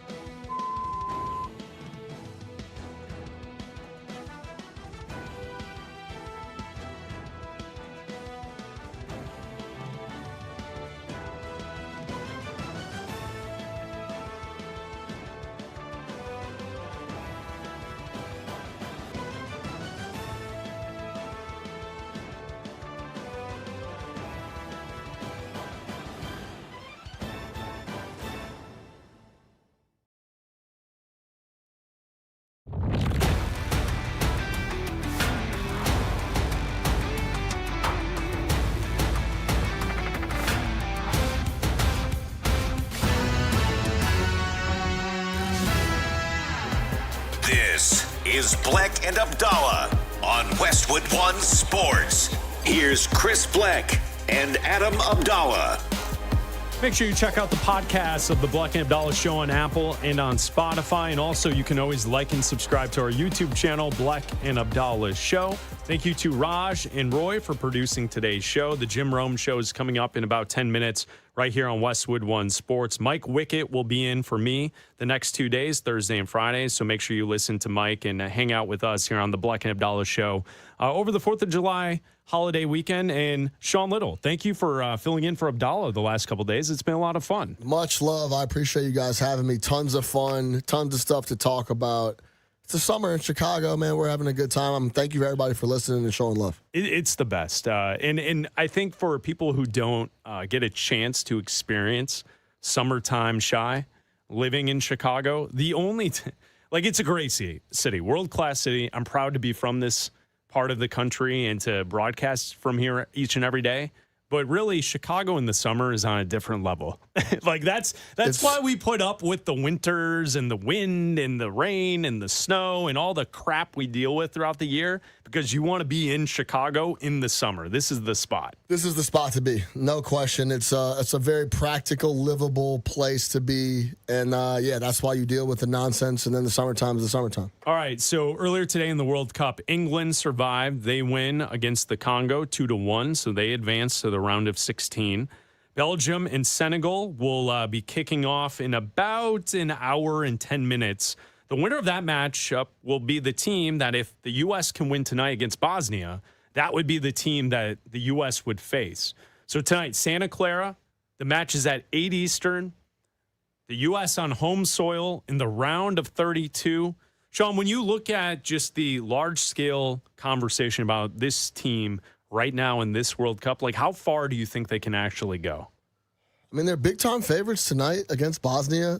They should be able to win this game tonight. And then when we talk about, I think they can get to the quarterfinal. I saw Belgium live and in color in Vancouver last week, and they beat up on New Zealand. But prior to that, they've looked very, very average. Yeah. What they did, it was a must-win spot for Belgium. They scored 5 goals. But even in the first half of that match, they were up 1-0, and they just scraped by to get that. So they are very beatable. Senegal has a couple speedsters on the outside, Sadio Mane and crew, but they're still gettable as well. So hopefully USA can take care of business versus Bosnia, and then Belgium and Senegal can beat each other up a little bit, go deep into a game, maybe extra time, maybe PKs. And then United States can be on home soil, fresh, ready to go, can get that dub. Quarterfinals is very realistic for the United States. Yeah, and I don't think it's a raining on anyone's parade to suggest that, if the U.S. could get to the spot where they could be a part of the final 8, that would be a major accomplishment. I think the one thing that should not be overlooked is, tonight is going to be a very difficult match.